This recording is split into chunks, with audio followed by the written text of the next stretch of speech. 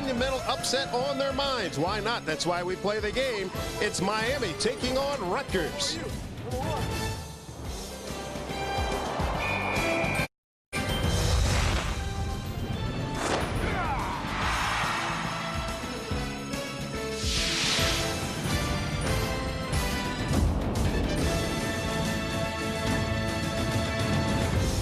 At 8 minutes past 10 this morning, this, the birthplace of college football, and paying homage, part of the new tradition. That's Greg Schiano, the Rutgers head coach, and his Scarlet Knights on the Scarlet Walk. Welcome, everybody, to Piscataway. Brisk and breezy, the setting here at Rutgers Stadium. For the first time, the #1 team in the country comes to campus today. It's the Miami Hurricanes taking on the Rutgers Scarlet Knights.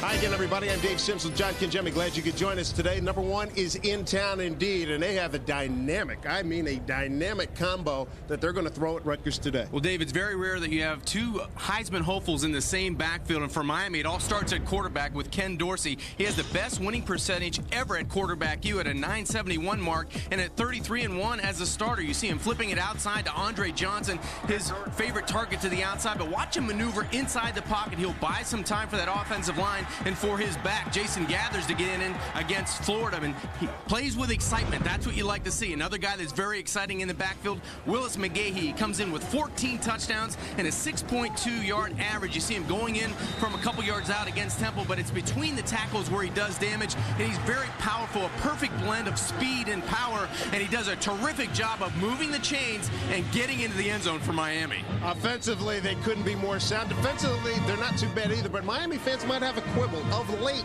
they've had some problems stopping the run. What about that? Let's hold on. It's not time for the crying towels yet, Dave, but they do a terrific job of pursuing to the football and getting to the football. They rank nationally first against the pass. Total defense 10th and scoring defense 15th, but it's the bottom graphic. 658 yards against the last two games, Florida State and West Virginia, and 50 points. They're going to have to do something today. Maybe creep a safety, a strong safety closer to the line of scrimmage to stop Rutgers, but this defense runs to the football very well. That they do. The defending national champions, they're unbeaten, and here comes Larry Coker and his Canes.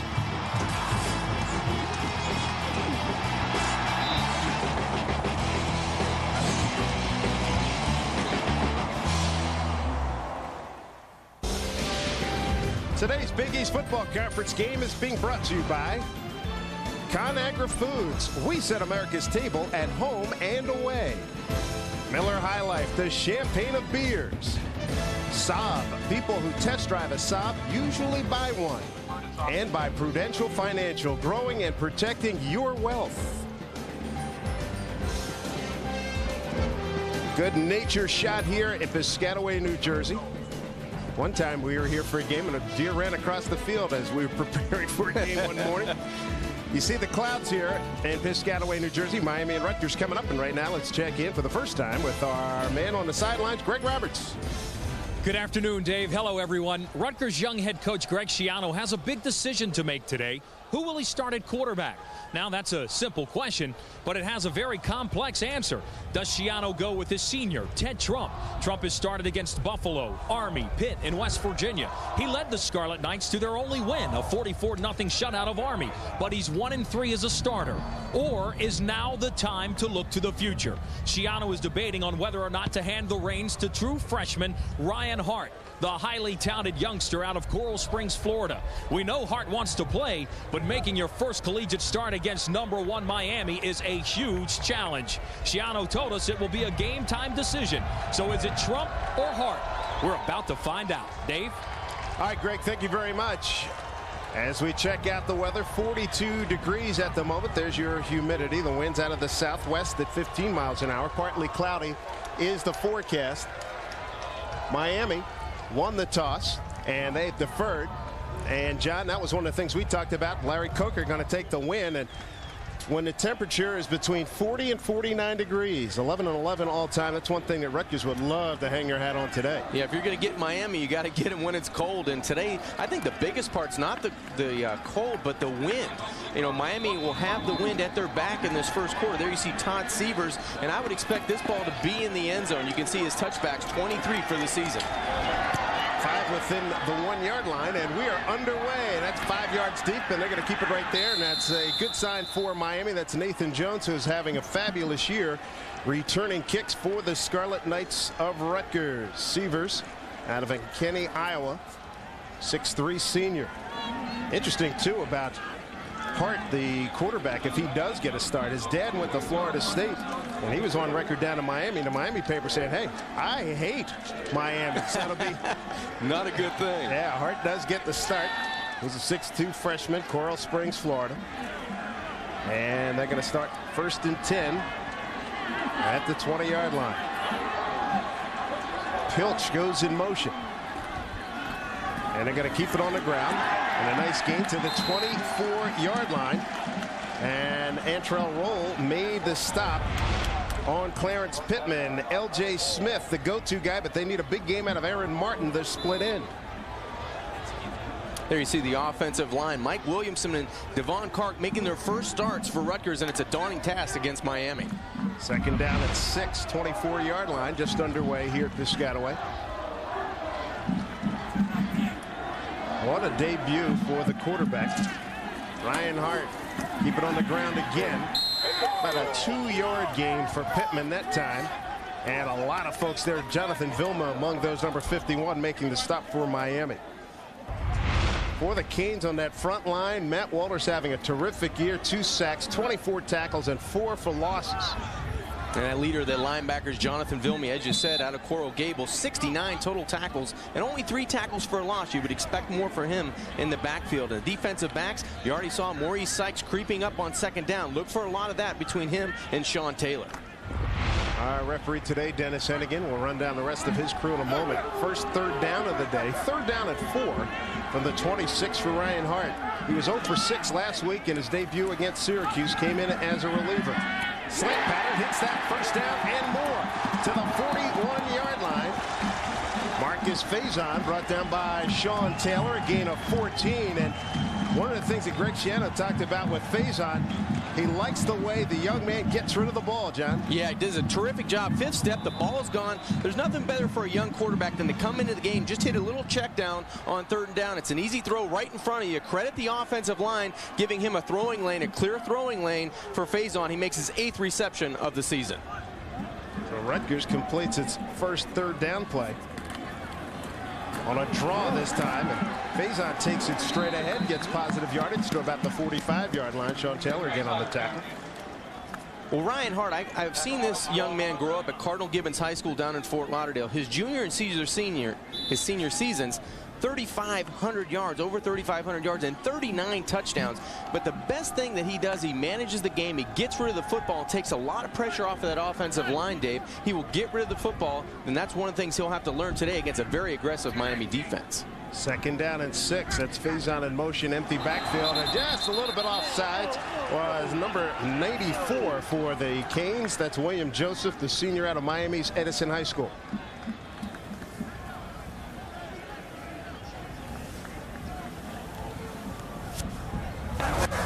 Prior to the snap, offsides on the defense, 5-yard penalty, remains 2nd down.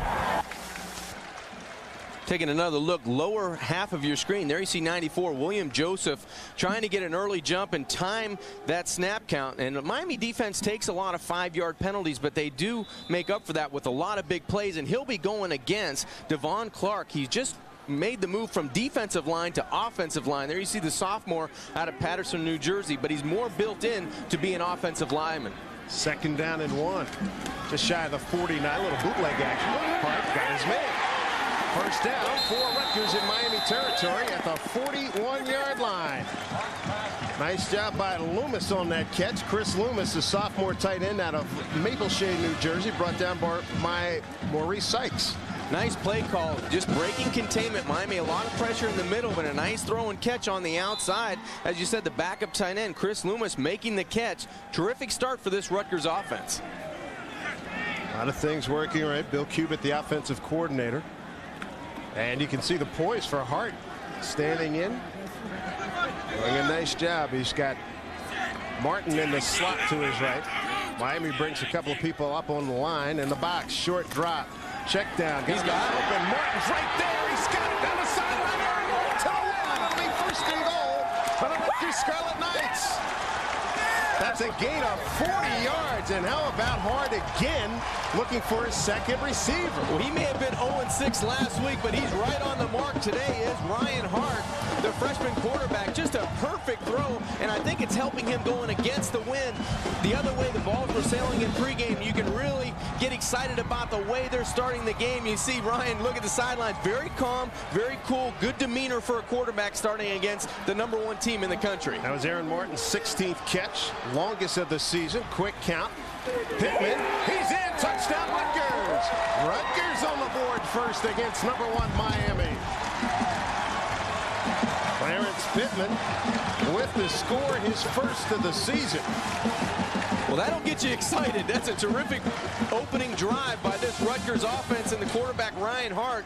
You see Pittman going in from the 1-yard line, just a little crease off the right side, just enough to squeeze the football over the goal line, and it's 6-0 Scarlet Knights. Just the 4th rushing touchdown for Greg Schiano's crew. Point after. Here's Sands, and he knocks it through. So 11:26 to go. First quarter, Greg Schiano's Rutgers Scarlet Knights. They get the ball, and they take it right down the field, go 80 yards, get a 7th spot on the board. Pittman with the 1-yard plunge, the big play, the 40-yard connection, Hart to Martin. Miami's got the ball when we come back.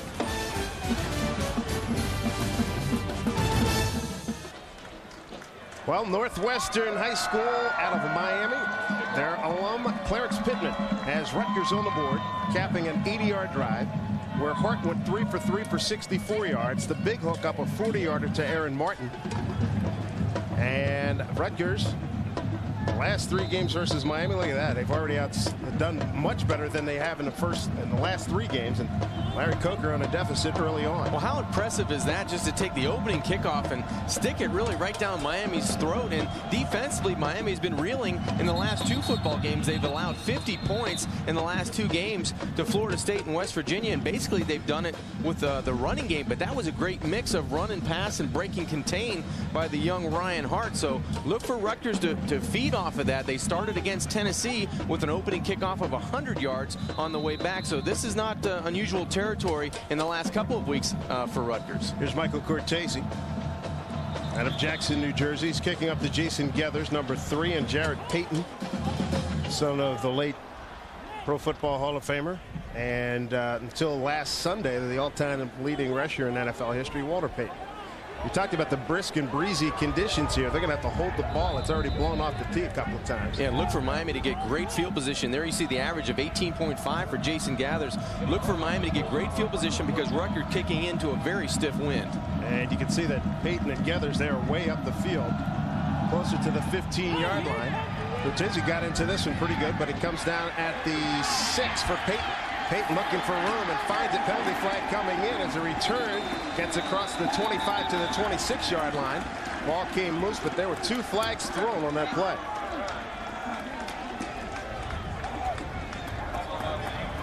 There's a look at Jared, a junior out of Arlington Heights, Illinois. And it's a hold against Miami. Dennis Hennigan, the referee. The umpire's Greg Brenner. Head linesman Carl Logan. Line judge Wayne Mackey. Side judge Howard Curry. Field judge is Rich Street. The back judge is Gary Danowitz. Or Dansowitz, beg your pardon.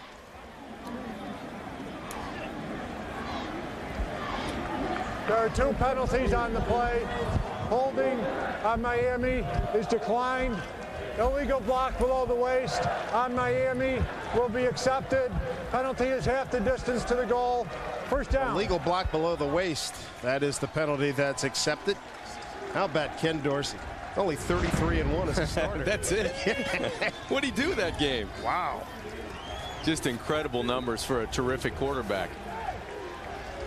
Just shy of 56%, 1,828 yards, 18 touchdowns, 7 picks.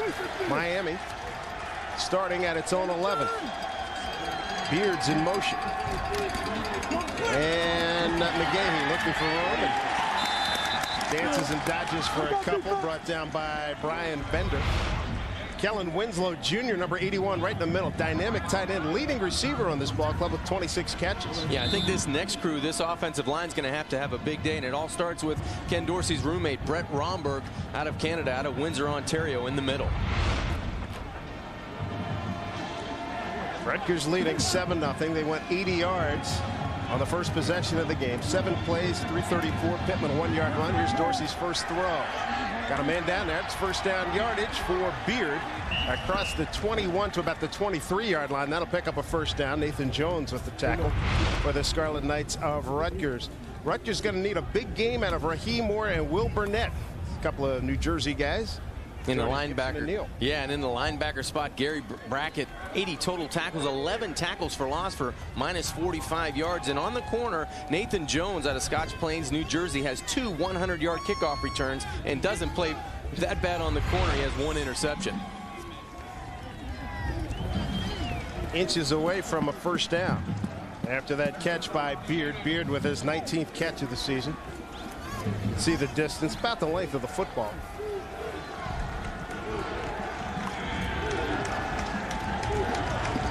So 2nd and 1. Expecting a crowd of about 25,000, 30,000 here at Rutgers Stadium. Ballpark holds about 42,000. A lot of clouds right now. Larry Coker's club, they left temperatures in the 90s down in Miami. Yeah, 3rd and inches as Ken Dorsey. There you see his season statistics, 1,828 yards and 18 touchdowns, and it leads the Big East. There's a tight end in motion. Dorsey turns. McGahee to the edge, and hell, 30. Foot race again. Big play for Willis McGahee. Look at the speed down the sideline. Jones finally brings him down at the 11-yard line. They needed inches, and they got several miles. First down, Miami. That's a run. From his own 20, picks up 68 yards. Yeah, and that's his season high. 68, came in with a long of 48, but we talked about him in the open. Just a perfect blend of power and speed. He can make the tough yards in between the tackles, but on 3rd and inches, just gets a terrific block on the outside, and he's to the races. Just a terrific back. You see his vision, just pops it outside, and then it was a foot race. In 32, Nathan Jones was able to get him, but he leads the Big East with 14 touchdowns and a 6.6 average. Closing in on 1,000 yards again. 1st and 10.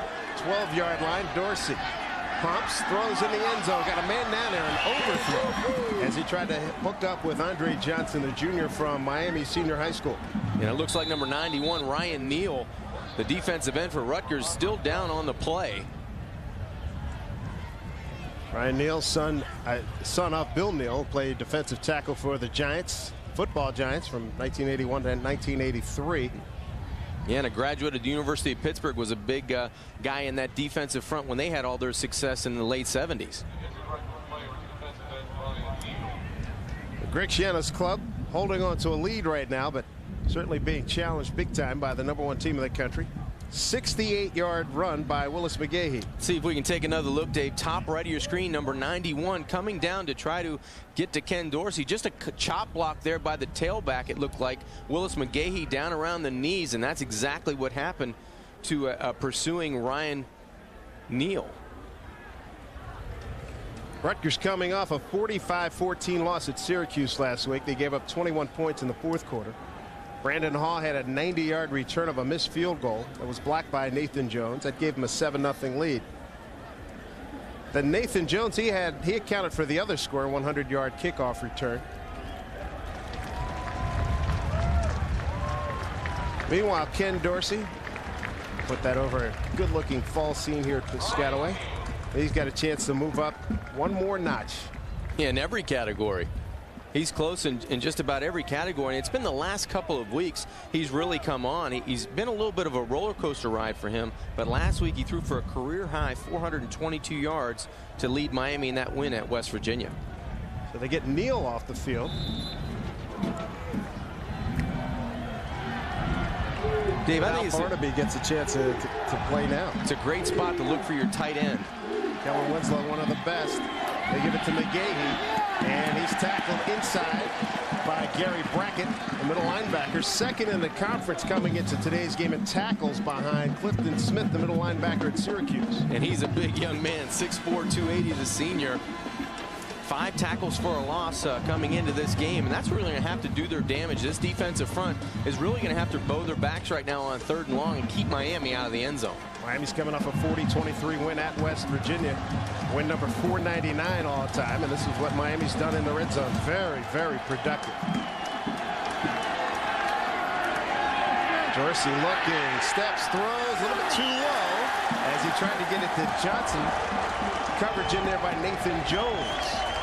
And so Rutgers is held. It's going to force Miami to kick a field goal. And credit this defensive front for Rutgers for really collapsing the pocket on Ken Dorsey. There was nowhere for Ken really to feel comfortable and step up and throw this football. He tried to fit it into a very tight window to his favorite target, Andre Johnson, but a huge pressure from the outside. Number 1 or gets to Dorsey, and they have to make Ken Dorsey feel uncomfortable for Rutgers to be successful today. 29 yards on this attempt coming up from Todd Severs. 6 of 11 on the season. And he's able to bang that one through. So a 68-yard run by McGahee. The highlight of the scoring drive. The Rutgers fans appreciative that only a field goal was yielded here. 9:24 to go in the first. It's Rutgers by 4. Football from Piscataway, New Jersey. Miami and Rutgers have each had it once, and they both scored. Rutgers leading the Hurricanes 7-3. Now it's time for the ConAgra Foods Flavor of Tailgating Report, brought to you by ConAgra Foods. We set America's table. We're in Piscataway, New Jersey, home of the Rutgers Scarlet Knights, and that handsome suit of armor belongs to Bill and James Umstetter. They do it right, folks. Champagne breakfast. That's eggs, French toast, candles, tablecloth, wind protector, even carpet. And look who stopped by. Rutgers Athletic Director Bob Mulcahy. Hey, I'm telling you guys, when the AD comes by and hangs out with the tailgaters, I'll toast to that anytime. Dave? I'm sure those folks brought their checkbooks as well. How do we get that gig, Dave? Great job. No champagne for us. We go to West Virginia a couple weeks ago. We don't get it to really eat lunch with Greg. Greg gets all the good gigs, I'm telling you. He sets it up. Champagne with Greg. He brought his own. Rutgers, their last lead against Miami. Got to go back to 1995. See the wind conditions. Seaver's going to get some help. Teammate holding the ball. And here we go. Jones going to get a chance. 3-yard line. He's got 2 100-yarders to his credit. Finds some room. Finds room again. He's to the edge. Look at this guy go. He's at the 40, and they chase him out of bounds at about the 46-yard line. Another outstanding kick return by Nathan Jones. Went out of bounds by Roscoe Parrish. That one covered 43 yards for Jones, who's 4th in the NCAA. Dave, we talked about his 2 100-yard returns against Buffalo and against Tennessee, but this one goes right up the middle, and he almost springs it to the outside. Roscoe Parrish on the outside, and Severs trying to bang him out of bounds, but not until he gets close to the 45-yard line. You really have to make the first guy miss, and then you're on your own, and he does a terrific job. He finds the wall, gets to the outside, and gets instant field position for the young quarterback, Ryan Hart. Top kick returner in the Big East Conference and number 4 nationally. Look at this setup. Greg Schiano did tell us yesterday in his conversation, I said, "You're going to bring some things out of the bag?" And he said, yes. A little tackle eligible. Gets it up to close to midfield. Try anything here. You're taking on the number 1 team in the country. That's Val Barnaby. He's a backup defensive end. And he's getting a chance. His first catch of the season. Well, he'll get a lot of laughs when he gets to the sidelines. He'll be telling all the guys on the defensive line, "Did you check me out there with the hands?" Barnaby, freshman, 6'5", 255. He's out of Franklin, New Jersey. So a pickup of 5 on that play right to midfield.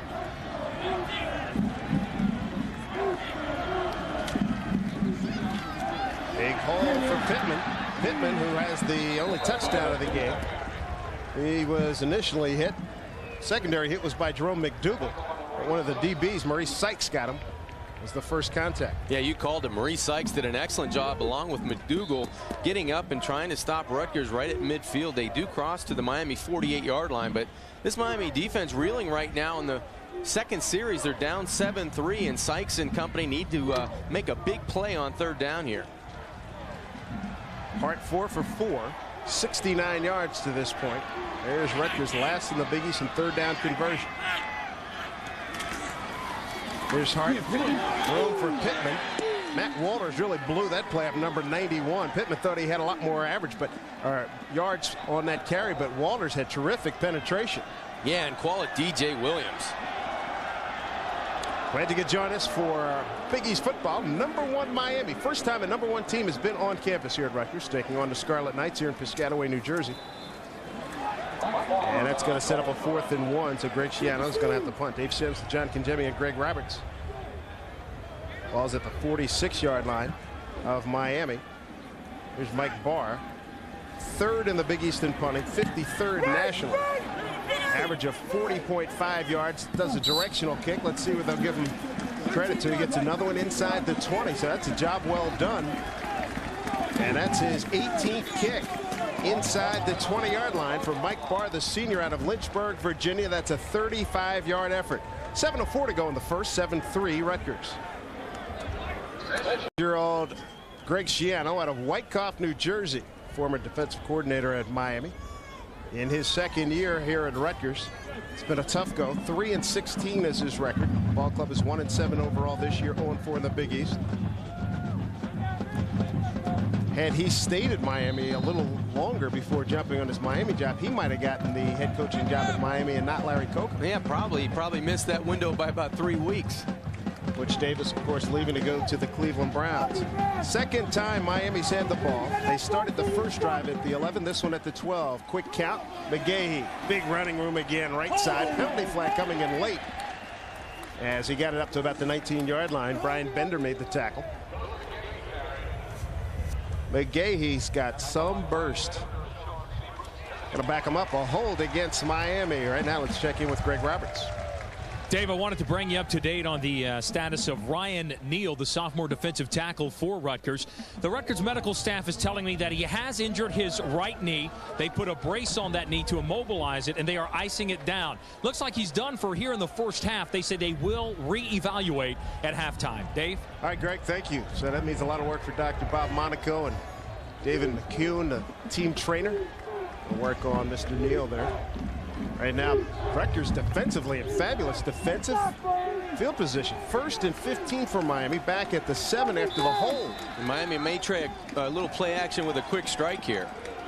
3 penalties, 21 yards for Miami. McGahee on the cutback. Not a lot there. Good job by Alfred Peterson, number 92, who's the playing at right defensive end today. With Neal out, had to shuffle that defensive line.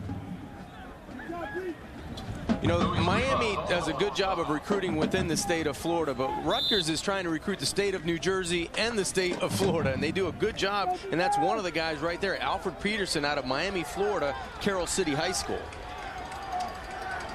Greg Schiano's got billboards down there. He's on a radio show on a regular basis. Here's Dorsey. Out pattern. He's got Winslow. First down, 25. Nice move. Close to the 34-yard line.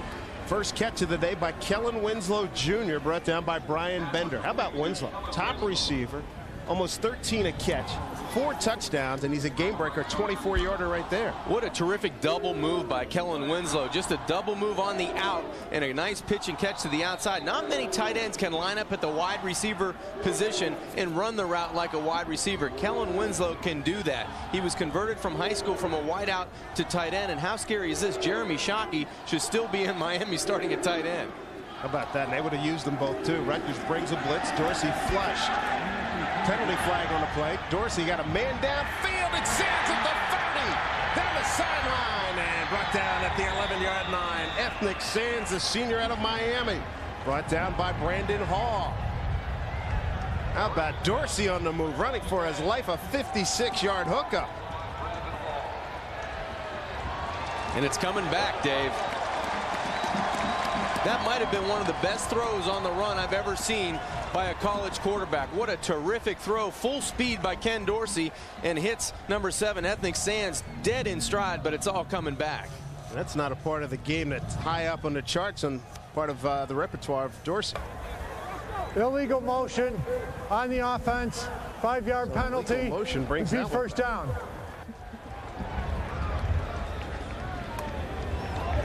Ken Dorsey's not known for his feet, but right here he does an excellent job of squaring up his shoulders at the last minute and throwing a bullet down to Ethnic Sands right in dead stride. And Brandon Hall brings him down around the 10-yard line, but it brings Miami back inside to 30. But what a throw, and great presence by Ken Dorsey to scan the entire field. He didn't have a receiver to that side, but found Ethnic Sands. Most in the Big East. That's one thing they'd like to take off their ledger. Toss play. McGahee with blockers in front. Boy, look at the acceleration as he saw the hole and got through it across the 35 to about the 37-yard line. Got brought down by Greg Pismuka, number 99. Dave, that's one of the things you'll notice about the running back, Willis McGahee. It only takes him maybe 1 or 2 steps to hit full stride and full speed. And once he gets going north and south, he will finish the run. You'll see him lower his shoulder and take on would-be tacklers. And that's a good back will finish the run. Willis McGahee does a terrific job of finishing.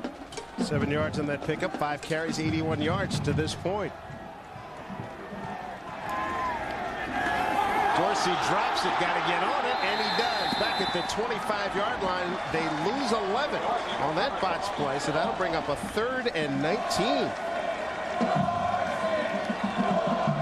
Looks like he stuck the football in for the play action fake and just gets the hip or the elbow of his tailback, Willis McGahee. I think Willis's right elbow caught the football, and Kenny lucky to get back on that football for Miami. It brings up a big 3rd and 19, though. Rutgers and this crowd trying to get into it. Larry Coker, there you see him on the sideline.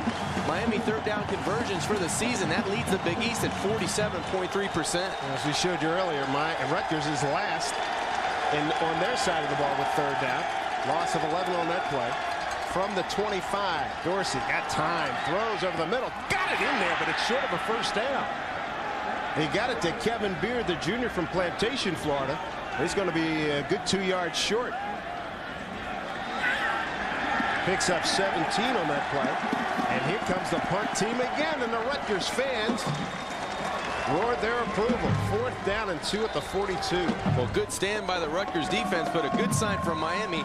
Ken Dorsey's throwing it in small windows today, and I think he's going to have plenty of opportunities to throw it today. Freddie Capshaw, 2-time All-Big East performer, gets into this one. And down at the 20, and taken down quickly. Wasted very little time on that one. A 38-yard return. And a good fair catch by Sean Seabrooks. Sure to join us next week as the Boston College Eagles travel to Morgantown to battle Avon Coburn and the Mountaineers from West Virginia. Or you'll see the Temple Owls head to Pittsburgh to take on Rob Rutherford and the Pittsburgh Panthers. BC at West Virginia or Temple at Pittsburgh next Saturday afternoon starting at noon. Check your local listings for the game in your area. So here's Rutgers with the ball again. It'll be 1st and 10 for the Scarlet Knights. Ball's at the 21-yard line. All right, on the delay, penalty flag on the top of your screen there. As he got the ball to Pittman, brought down by William Joseph. A lot of penalties today, John.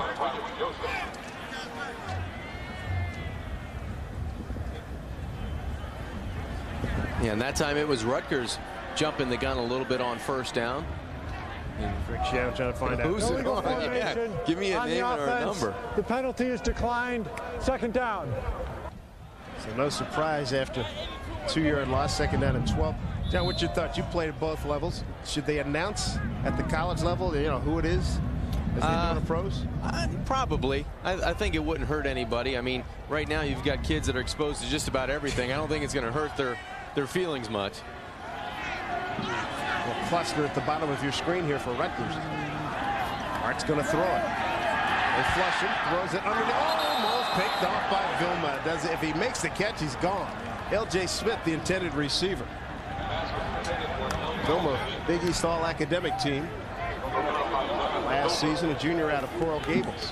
When that first series, Ryan Hart had plenty of time to scan the field. Right there, William Joseph, big number 94, was in his face, and he almost throws the football right to Jonathan Vilma. But look at that pocket collapse in number 94, William Joseph, in on the hurry. That's 20 quarterback pressures on the season. Rutgers so far, 1 out of 2 3rd down conversions. They face a 3rd and 12 here. 7-3 Scarlet Knights. Swing pass. Faison, 25, 30. Looks like he's got the first down. Had to get past the 31. He does. First down, Rutgers. Gain of 13. Brought down by Roger McIntosh. Nice throw on the dump off to the outside. You see him, the quarterback was retreating. He felt pressure, but a nice job to get the football outside. And Marcus Faison did a good job of going north and south. Not a lot of dancing when he got the football because too much team speed to dance today against Miami. You have to get the football and do something with it. And that's exactly what the freshman did out of Fort Lauderdale. 8th catch of the season for Faison. Pilchin at fullback right now. 1st and 10 at the 33. Coming up on 2.5 to go here in the first quarter. Faison doesn't get through the hole that time, then lose about a yard. How about the penetration by Miami on that one? You had DJ Williams. You had Andrew Williams, number 99. And you had double wide Vince Wilfork, number 75, coming down. Double wide because he's 6'2", 350, the sophomore out of Boynton Beach, just swallowing up the running attack that time for Rutgers. But Miami, the luxury they have. Well, they go 8 8 or 9. Outstanding D linemen. There you see his season statistics: 7 tackles for loss, make it 8 now, and 4 sacks. Back at the 32, a 2nd and 11. Direct snap. Faison, 35, 39-yard line. Picks up 7. So why not use some trickery? Why not? Number 6, Antrell Roll makes the stop. Dave, you alluded to it earlier that Rutgers was going to try to do everything they had in their playbook today to try to slow down Miami's defense, and that's what happens here. The direct snap, you see the quarterback hard go in motion, and Faison's the only one in the backfield. You know what he's going to do with it? Try to go north and south and try to get a first down. Brings 3rd and 3 for the Rutgers Scarlet Knights. Top of your screen, Aaron Martin caught the big 68-yarder in the first quarter early in the game. He's limping. Empty backfield. Here's Hart underneath. Nice catch. Faison. First down in Miami territory at the 49-yard line. Brought down by DJ Williams, a gain of 11. Dave, it's the same route that they ran on 3rd down in their first series. The tight end clears for the tailback coming underneath. Just an easy check down, and they're going to let Miami open up the middle of the football field. Watch how the middle of the football field opens up. The tight end to the right clears out. L.J. Smith, he'll create 2 or 3 white jerseys going outside, and then Faison comes right against the grain for the first down. Martin at the top of your screen. There's Pilch in motion. Toss play. Faison, good read. But he's taken down at the line of scrimmage. There's that team speed again. Wow. Vilma got in there. Most teams, that might have got 4 or 5 yards. Miami, they lose about a half a yard. When you play against Miami, it's almost like taking the next step from college to the NFL. How you always hear that the holes close up and they're a lot smaller. That's exactly what Miami does to you. It looked like that was going to be, as you said, a 3, 4, 5-yard game. But Jonathan Vilma coming in from that middle linebacker spot like a bullet. You see 29 tackles in the last 2 games. He's been very active. If you see the football, you're going to see 51, Jonathan Vilma. His defensive coordinator, Randy Shannon, says, hey, don't worry about being the man trying to do more. Just do what you usually do. That's why he's picked it up the last few games. Here's Hart. Straight up the gut. Oh, nothing doing there. William Joseph, the senior from Edison High School. Wow, what a play that was. Candidate for All-American, Lombardi Award, Outland Trophy, Nagurski Award, and Big East Defensive Player of the Year. What else? Not too shabby. No, not at all. No gain on that play. That play concludes the first quarter. Not a bad first quarter. A lot of offensive action. It's 7-3 Rutgers heading to the second 15 minutes.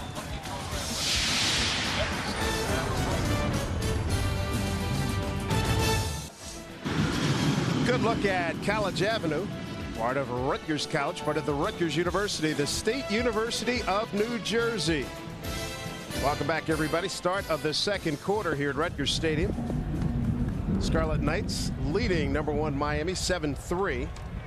And Rutgers looking at a 3rd down and 10 from the Miami 49. Miami has seen Rutgers convert 3 of 4 3rd down opportunities. Hard play fake. Got time. Deep ball. Man there. Picked off. Here we come the other way.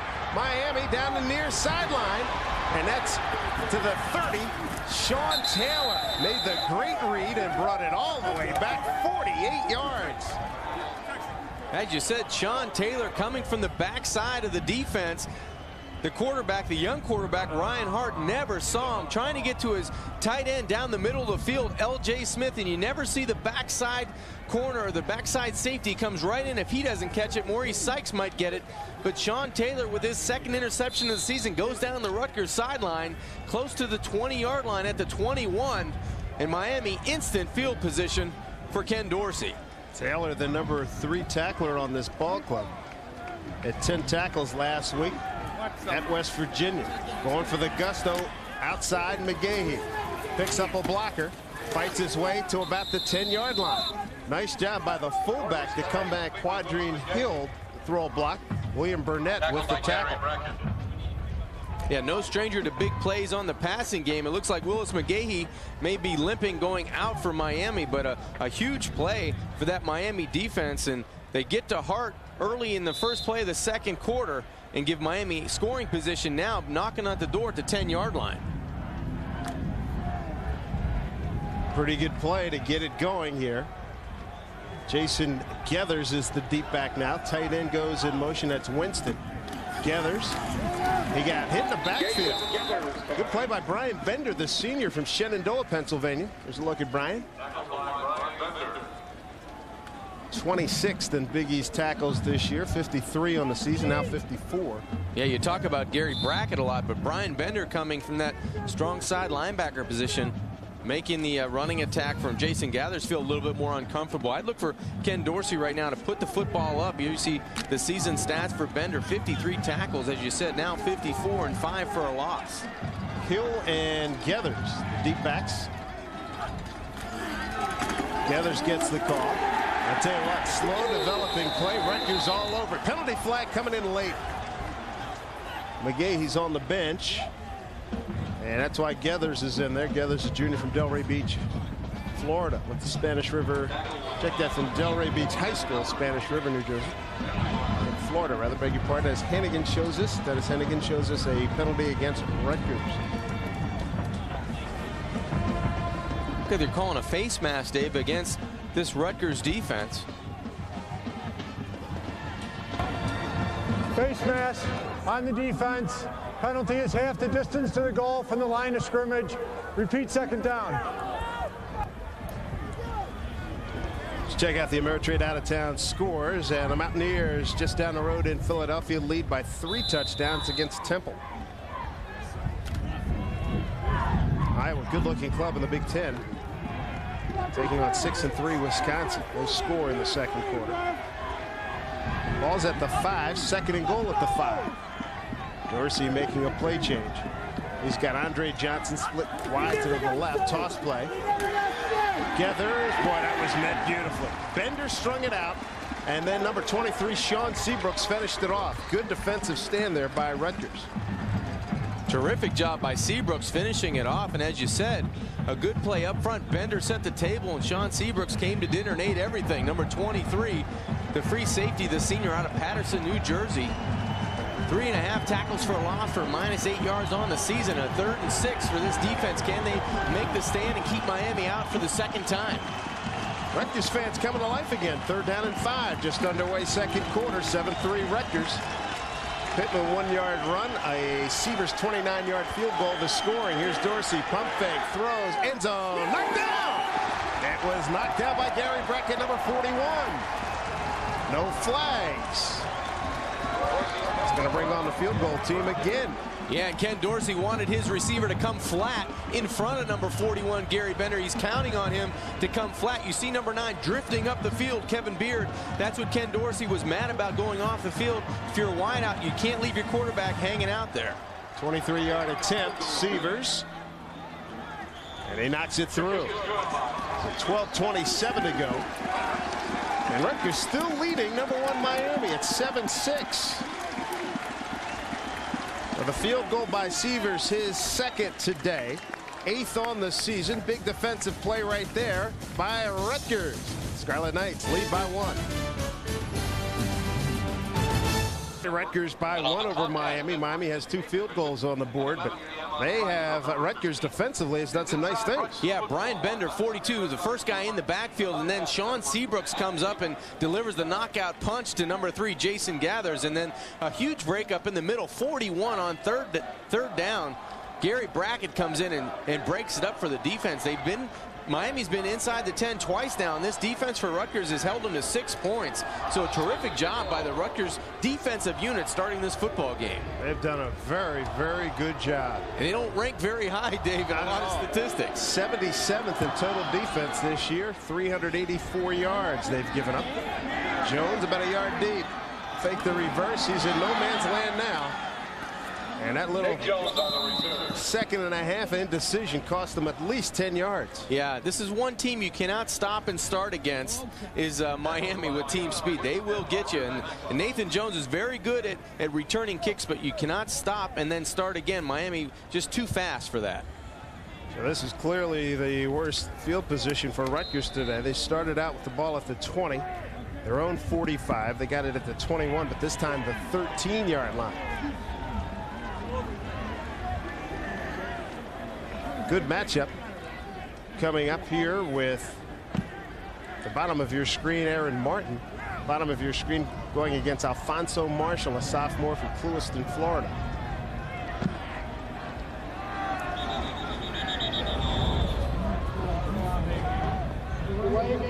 Delay a game. 5-yard penalty, remains first down.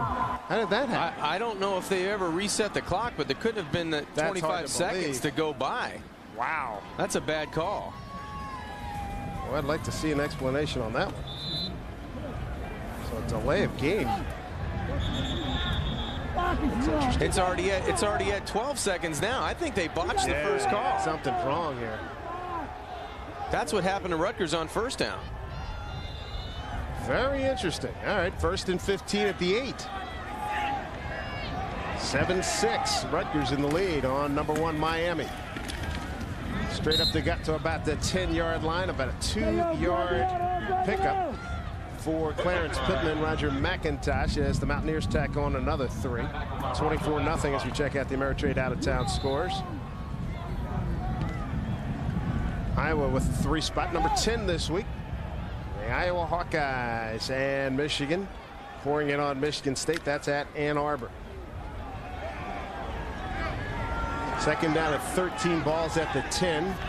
For Ryan Hart, the freshman quarterback, making his first college start here. Hangs in, and down he goes. First guy had him. The second guy puts him away. What a combination in there. You've got Cornelius Green with the finishing touches. Andrew Williams got him first. He had nowhere to throw the football. Good coverage down the field. You see Green was first on the play, and then Williams, 99, coming in. It was the 1-2 punch from this Miami front 4.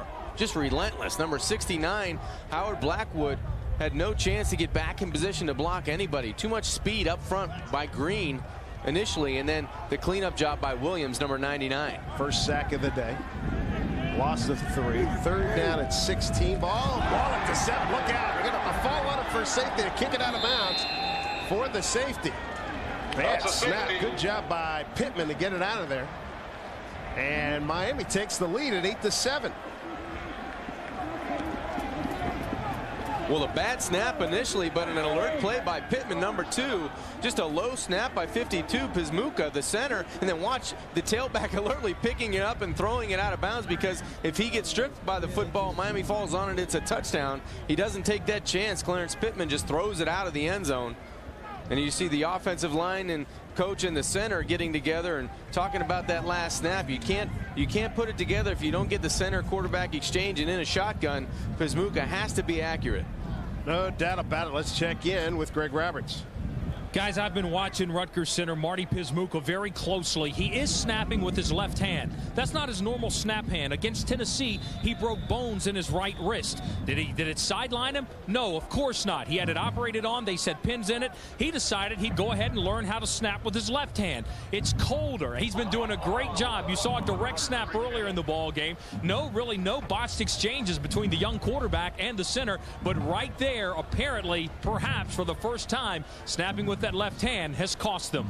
Dave? Thank you, Greg. 3 straight scores now by Miami to take an 8-7 lead with 10:54 to go here in the second quarter. So the safety brings on Mike Barr for the free kick. Not bad, but Miami's going to be in great shape. Here's Sands. And Sands is taken down 36-yard line. Good coverage by Rutgers. They got Leslie Collins in on the tackle. 8-7 Miami. Miami, the #1 team of the country. We're here in Piscataway, New Jersey, birthplace of college football for Big East football. I'm Dave Sims with John Kinjemi and Greg Roberts. Rutgers got off to a good start after that opening kickoff, John. They sure did. They put a damper on Larry Coker coming out in New Jersey, but the Rutgers offense was the story early. The young quarterback going up top. There you see there. Count. To the score early in the football game. Pittman going up over the top for the touchdown brings us to 8-7 Miami. Here's Dorsey, home run ball, got a man running free and can't get it to Kevin Beard. Beard covered by Nate Jones on that deep crossing pattern. Ken Dorsey going to be #1 in just about everything at Miami in passing. Pretty good day so far. McGahee broke a big one, 68 yards to set up the first field goal. Ryan Hart got off to a good start, and Rutgers enjoyed its first lead in a long time over the Miami Hurricanes. Yeah, I look for a big day from Ken Dorsey. He's really throwing the football well and hanging in the pocket, making good decisions. Dorsey 4 of 8, 58 yards. Throws underneath Winslow. Winslow fights through a tackle, gets the ball to the 40, call it the 45-yard line. So a pickup of 8. Pass was completed. Kellen Winslow. Brian Holman that knocked him out of bounds. Very strong tight end at 6'5", 230, the sophomore out of San Diego, California. Kellen Winslow, look at the balance, just the left hand on the ground. Keeps his balance to get a couple more yards to bring it to third and very short, a 3rd and short 2 for Miami. Second catch today for Winslow. He's got 32 yards. 3rd down and 2 for Miami at its own 45-yard line. Dorsey looks left, throws left, got a man too high, and it's intercepted. It's intercepted by Brandon Hall. His 3rd of the season, and went right through the hands of Andre Johnson. Well, great concentration on the corner by Ha, 24. Ken Dorsey trying to go to the quick slant to the outside to Andre Johnson. He's going into this stiff wind. That ball may have just stayed up in the air a little bit longer than he wanted to. Almost a terrific catch, but great concentration by the cornerback. As you said, Dave, his 3rd pick of the year. But Miami turning the football over early. Now it's Rutgers offense with great field position at the 38-yard line. You see Ken Dorsey knew he threw the football high. One of those he'd love to have back. Can't get the string on that one. So what Rutgers does after the turnover. Straight up the gut this time. And pretty good run by Faison to about the 42-yard line. Picks up 4. DJ Williams, number 17, there to make the tackle. In talking with Coach Schiano yesterday, he talked about his running game and how teams have been able to run the football in Miami. And he said even if we don't run it well early, we have to stay after it because it may pay off in the 3rd quarter if we can just hang around. Let's get through the 1st quarter, hang around. Let's get through the 2nd quarter, just stay close. And that's exactly what they're doing. Who would have thought at this juncture, 9:57 to go in the second. Not high. You got that right, down a point. Miami's made the last 3 scores. Here's another delay. Faison looking for some running. Look at that team speed. I mean, it's just amazing. DJ Williams. You saw number 95 in there making the tackle as well. That's Jerome McDougal.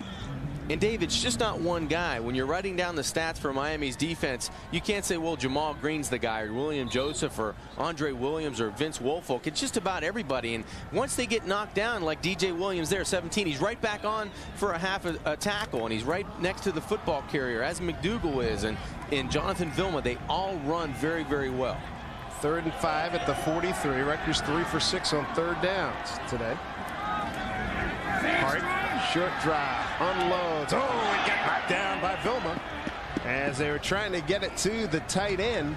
Check that. That was number 84, Josh Hobbs, the intended receiver. So Vilma knocks it down.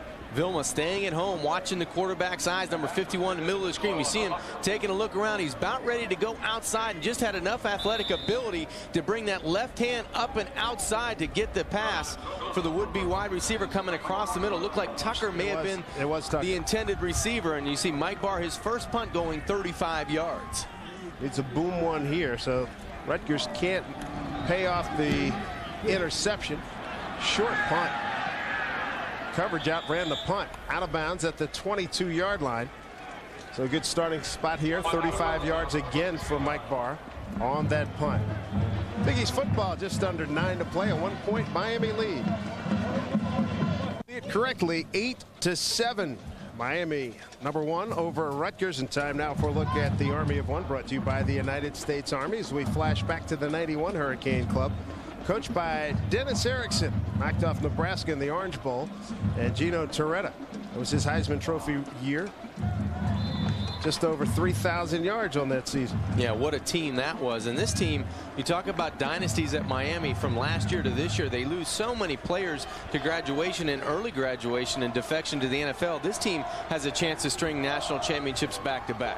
Tethers in place of McGahee. He goes in motion. Here's Dorsey. Throw outside. Beard. Pretty elusive. And he's taken down at the 25-yard line. Good coverage. Holman there, number 49, the junior from Bergenfield, New Jersey. Well, great awareness by Kevin Beard not to go to the outside after the reception. He came to the inside, but terrific pursuit by that Rutgers defense. Ken Dorsey may be a little frustrated right now that it's not that easy. Let's check in with Greg Roberts. Dave, you see Willis McGahee has returned to the ball game. He left earlier. He's been battling turf toe for the last couple weeks. It flared up again, but he's right back at it. Dave? Greg, thank you. Kevin Beard with that last catch. 3 catches, 27 yards. Here's McGahee, bounces it outside, runs through a tackler. Hello! Penalty flag on the play. That's a Heisman Trophy type of run there, Greg. That's a good-looking run, John, as it gets down the sideline. Let's see if it's going to come back. Rutgers players are clapping. That was a 28-yard pickup.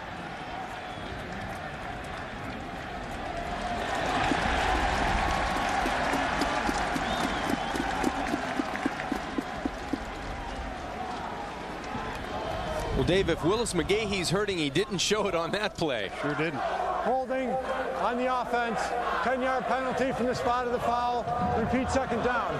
We talked about Willis McGahee. The first guy really never brings him down, and a great example of that right here. Watch the first point of contact right there. Brian Bender gets him, and then the defensive back, 32, Nathan Jones, tries to bring him down. But that's that power and speed we talked about in the open. There's the hold from behind. It looked like right there by one of the linemen trying to help out down the football field. But just a great run. 2nd and 10 at the 22. Here's a delay to McGahee again, and he can't outrun Holman. Holman makes another nice play. Brian Holman came in with 31 tackles on the season. Last year played in 10 games, started 4 and hit 38 tackles. Yeah, nice play that time by Holman. Back-to-back plays, open field too. Tough to bring down number 2 Willis McGahee, but he does a good job. Just a shoestring tackle from that weak side linebacker spot. Brings up a 3rd and 8 for Miami. Just a 2-yard gain. Let's see what Miami can do here. Dorsey pointing out where everybody is on defense. Miami 1 of 5 on 3rd down conversions. Deep drop. Through the hands of Winslow, who had a little bit of running room, but he had a fast closing Brian Bender on him, and Miami's going to have to punt. Boy, this is the kind of game you talk about it all the time in football. You let somebody hang around, you never know. Yeah, watch the level of the tight end. First, he starts about 3 yards down the field. Then he goes to about 3 yards as he's pushed in the middle of that defense. And Rutgers doing a lot of things defensively, running people from zone to zone and really frustrating this Miami pass offense. Capshaw on the punt. His first punt went 38 yards. All kinds of movement on the O-line for Miami. About a Miami club looking a little unsure of itself. That's a surprise. Yeah, very sluggish to start the football game, and now it looks like another 5 yards will be tacked on to this bad field position. Illegal snap by the offense. 5-yard penalty.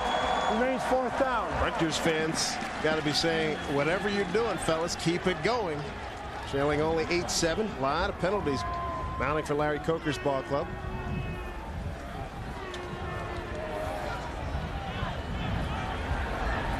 It'll be Sean Seabrooks. Deep to receive the punt from Freddie Capshaw. And Dave, with the wind, it's still blowing pretty good. This should be a great field position if they can get a halfway decent return for Rutgers. It's not the Capshaw. Oh, he shot this one badly. Not as badly as the one at the Florida State game. The Rutgers will have fine field position at its own 48-yard line. That punt only 33 yards. Timeout on the field. Rutgers down a point here at home to #1 Miami.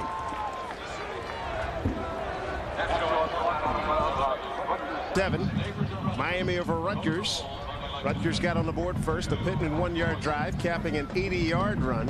80-yard drive over 3:34. Took 7 plays, and the Larry Coker's club has got the last 3 scores. A 29-yard field goal by Severs, a 24-yarder by Severs, and then a safety.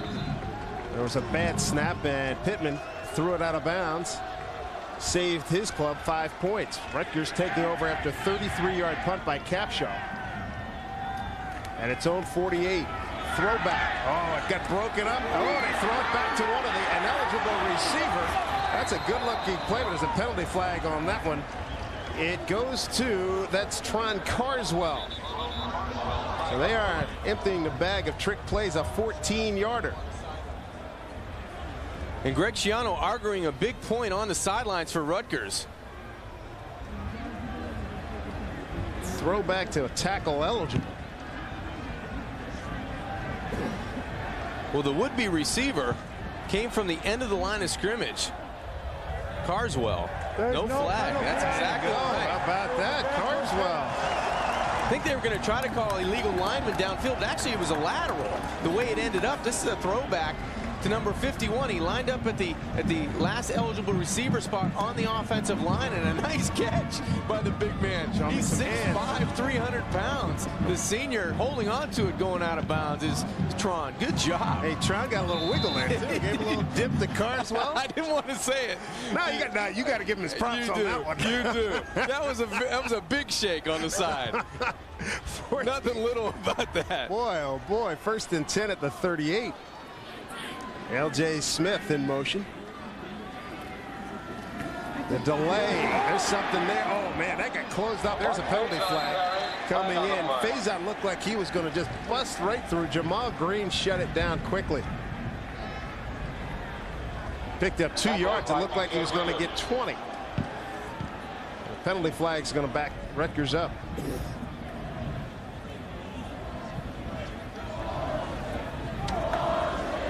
Holding on the offense. 10-yard penalty from the spot of the foul. Repeat first down. So a hold is going to bring it back for Rutgers. Right now we take a moment to thank our Big East corporate partner, Cooper Tire, proud to be the official tire of the Big East Conference. Cooper Tires, don't give up a thing. Bill Cubitt, the offensive coordinator, he and Greg Schiano. Let it rip. What do you got to lose? I think they've done a great job so far in this first half with 7:05 and counting to only be down 1 point and doing a good job managing the game for the young quarterback Ryan Hart. Ball's back at the 47 of Miami. 1st and 19. Empty backfield now. Hart, decent protection. Throws short and go over the top. There's a flag. No, sir. DJ Williams coming over the top of the receiver. An unpopular call here at Piscataway, New Jersey. And I agree with the fans. I think that was a little bit of interference over the top. Maybe a second before the ball gets there is DJ Williams left of your screen. He's trying to go to the underneath route again. The tight end clears, trying to get the tailback underneath. Ooh. And DJ's all over the would-be receiver, Marcus Faison. Take another look, top of your screen. A lot of contact, but right there, DJ with the left arm over the top of the running back. That's definitely interference and a missed opportunity for Rutgers. 2nd down, 19 at the 47. Clock at 6:51 here in the second period. Hart looks left, throws left the entire time. Uh-oh, ball's up in the air. That was up for grabs. It would have been out of bounds anyway. Fast closing Sykes on that play for Miami. McIntosh got a piece of it. Dave, sometimes in a point in the game, you start protecting your quarterback too much. I like what they did in the beginning of the game. They used a little wiggle. They went over the top to Aaron Martin. At some time, you're going to have to stretch the football field because Miami's getting their defense, their pass defense is getting to a level now where they're not going back further than 10 or 15 yards. Great pressure by 94 William Joseph on the young quarterback Ryan Hart, but you've got to take a shot down the field at some point. Right now, Rutgers going to take a timeout before this big third down. Today, they're 3rd and 7 on third down. Probably with that in mind, you make a very good point. 8-7, you're almost a 6-touchdown underdog. Let it rip. What do you have to lose? Well, Miami right now feeling very comfortable in their pass defense because they don't have to defend the back 30, 40 yards of the football field right now. Right now, let's take a look at the Miller High Life cool facts of the game. And Larry Coker, he's in charge of the Miami ship since '83.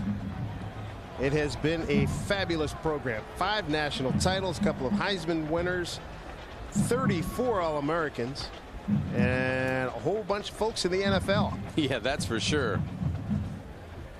And it was right around that year, probably 82, 83, 84, they started keeping a lot of those homegrown guys at the University of Miami. And last season, you know, Dave, what a picture this is in the Rose Bowl.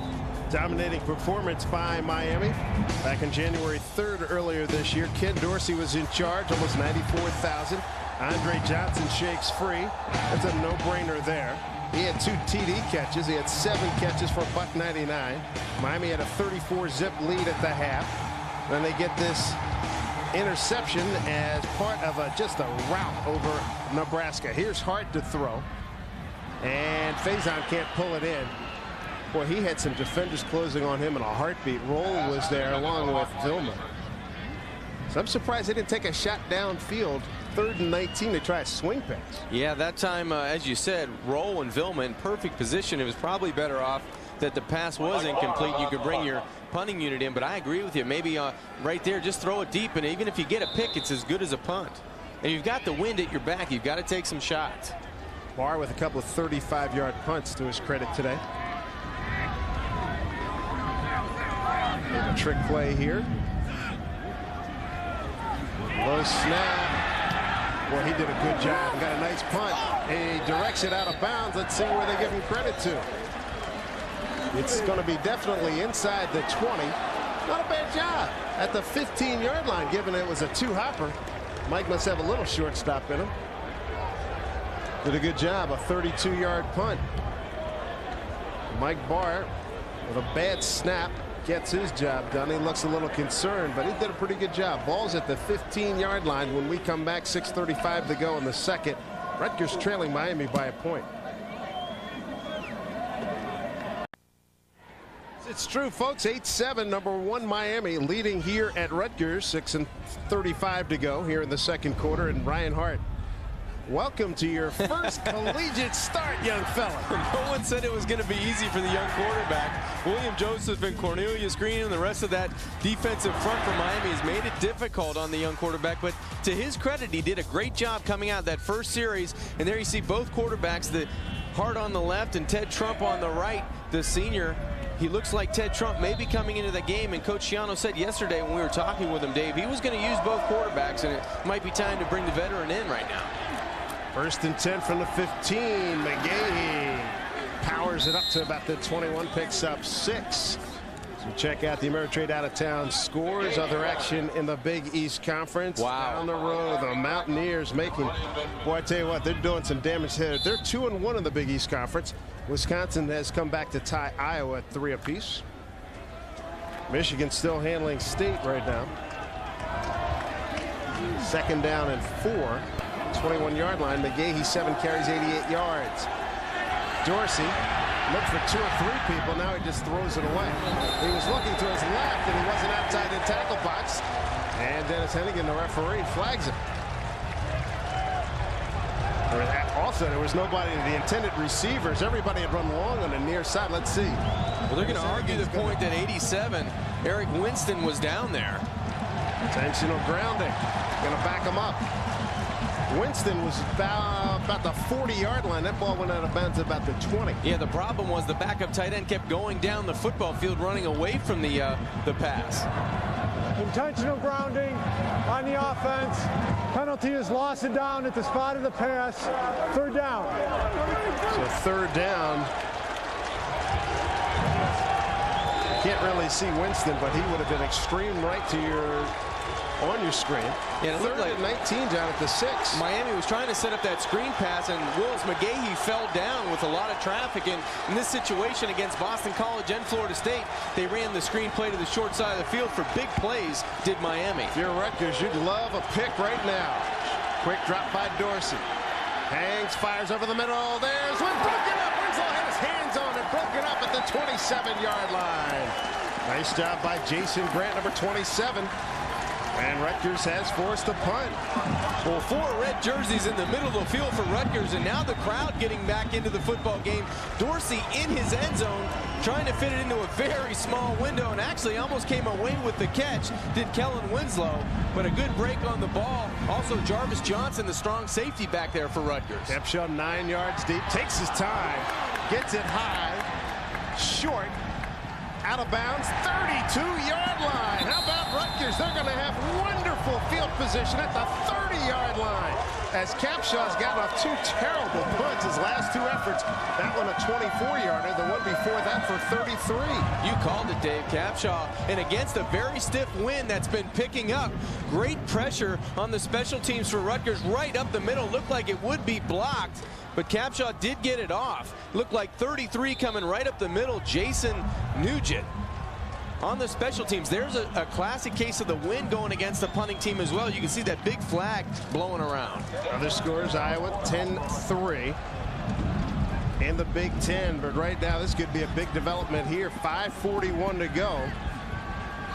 And Trump is in there now. Straight up the gut. Pittman for about 2. Not a lot doing there.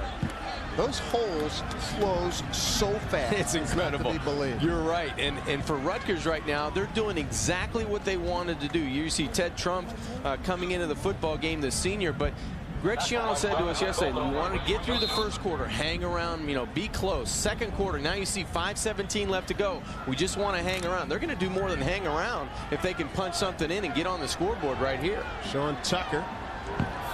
Top of your screen. Martin at the bottom. L.J. Smith in the slot to the top. Long count by Trump. Roll out. Got time. Got receivers down. The throwback. He's got Martin. Martin's there. Oh, baby, did he get hit. Wow. Sean Taylor lit him up.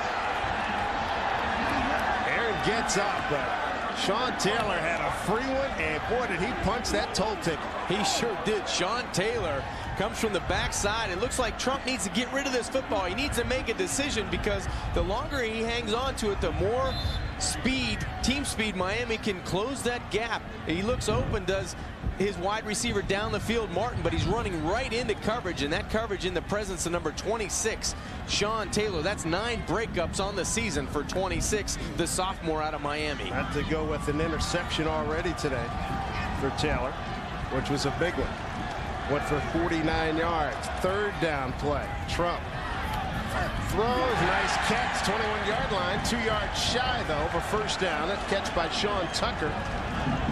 And 1 catch for 8 yards last week, against West Virginia. First catch of the day. Looks like the field goal unit's going to come on for Rutgers. That was an excellent throw by Ted Trump to the outside. Tucker came into the game with 13 catches, make it 14, but an excellent throw by Ted Trump coming in cold off the bench. Ryan Sands, 3 of 7 on the season, a 45-yarder. His long, that's against Army. Did have 1 block, this from 38 yards on the right hash. Good operation on the snap. Here's the kick. It's a low liner, and he knocked it through. How about that? Rutgers regains the lead. Yes, you heard right. Regains the lead against Miami. They open up 7-0. Trailed 8-7. Now it's 10-8 in favor of the Rutgers Scarlet Knights on a 38-yard field goal by Ryan Sands. That'll make him 4 of 8 on the season. And Rutgers cashes in on a bad punt by Capshaw.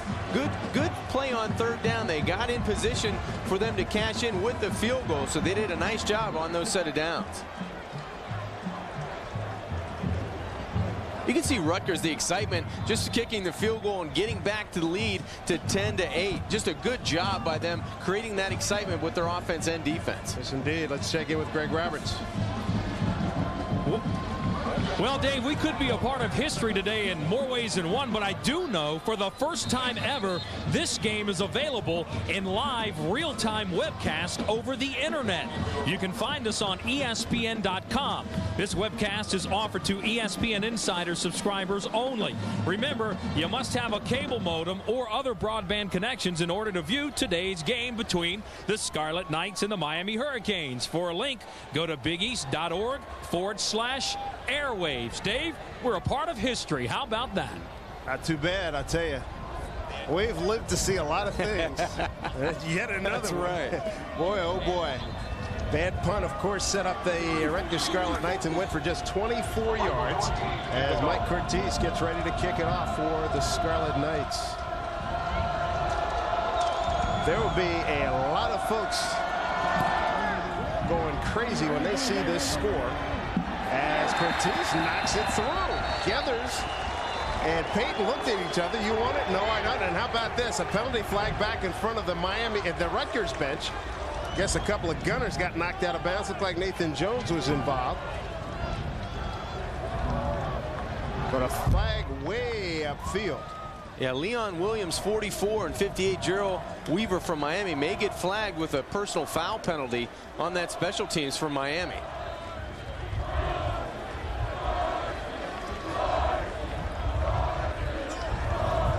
After the play was over, personal foul on Miami. Penalty is half the distance to the goal. First down. These are the kind of games that coaches say, hey, you know what? These things can happen. Glad you could join us for Big East football. #1 Miami being put to the test, yes, by Rutgers. Rutgers leading 10-8 here with 4 minutes exactly left here in the second quarter. Dave Sims with John Kingemi and Greg Roberts. 4 minutes to go. Miami backed up. Ball at the Miami 10. Here's McGahee. Well, he got that back in a hurry, didn't he? 12-yard pickup, first down, another flag. Tackle on the play by Jarvis Johnson. Sophomore from Miami, 13 yards on the pickup. Holding against Miami. Boy, a lot of things going wrong for Larry Coker's Hurricanes. We talked about the Hurricanes coming into the game leading the Big East in penalty yards. They're adding on to it today. On the offense, penalty is half the distance to the goal. Repeat, first down. Wow, half the distance to the goal. They'll put it back at the 7-yard line. Although it was brought back, Dave, did you see red jerseys going in to make the tackle and then bouncing off of Willis McGahee? Oh, absolutely. Absolutely. 9 penalties, 66 yards. Play fake. Dorsey going for the big play. Overthrows his receiver. That's Andre Johnson. Brandon Hall covering for the Rutgers Scarlet Knights. 3:38 to go here in the second. Look at the storyline. Ken Dorsey, the Heisman Trophy candidate. No touchdowns on the board yet. McGahee's popped the big run, but still under 100 yards right now. Ryan Hart started. He's from the Miami area. 6 for 12. He's been relieved. We'll probably see him back, and Rutgers has led twice. And full of excitement right now, too. 2nd and 13. Rutgers defense very excited. Trying to stretch the play. Left side, McGahee. And they swarm him. Can you believe it? Maybe a gain of a yard. Alfred Peterson, number 92 there with Johnson's help. Bring up a 3rd and long, 3rd and 12 at the 8. We talked about Miami's team speed on defense. This time, the Scarlet Knights really rallying to the football. You see 2, 3, 4 red helmets and red jerseys around the football carrier, Willis McGahee. So now, a 3rd and 12 inside the 10-yard line, around the 8-yard line. Rutgers can get instant field position again if they can come up and stop Miami today. 1 of 7 on 3rd down. It's 3 first downs in the quarter for Miami. Here's Dorsey to throw. Hangs and hits Winslow. Bobbles. He'll be short. Caught at the 17-yard line. That's a 9-yard pickup. Nathan Jones with the big play. You let a team hang around, folks. You see what can happen. Rutgers starting to believe now. They're fired up. Well, you know, Miami comes into this game, and you might hear it around the country. They have nothing to gain and everything to lose, because even if they win this football game, that BCS, you know, with Notre Dame having a better opponent, they're coming in with a little bit of a hangover, it looks like. They have nobody back to go. They got touchdown, Rutgers! Nobody back. Sean Seabrook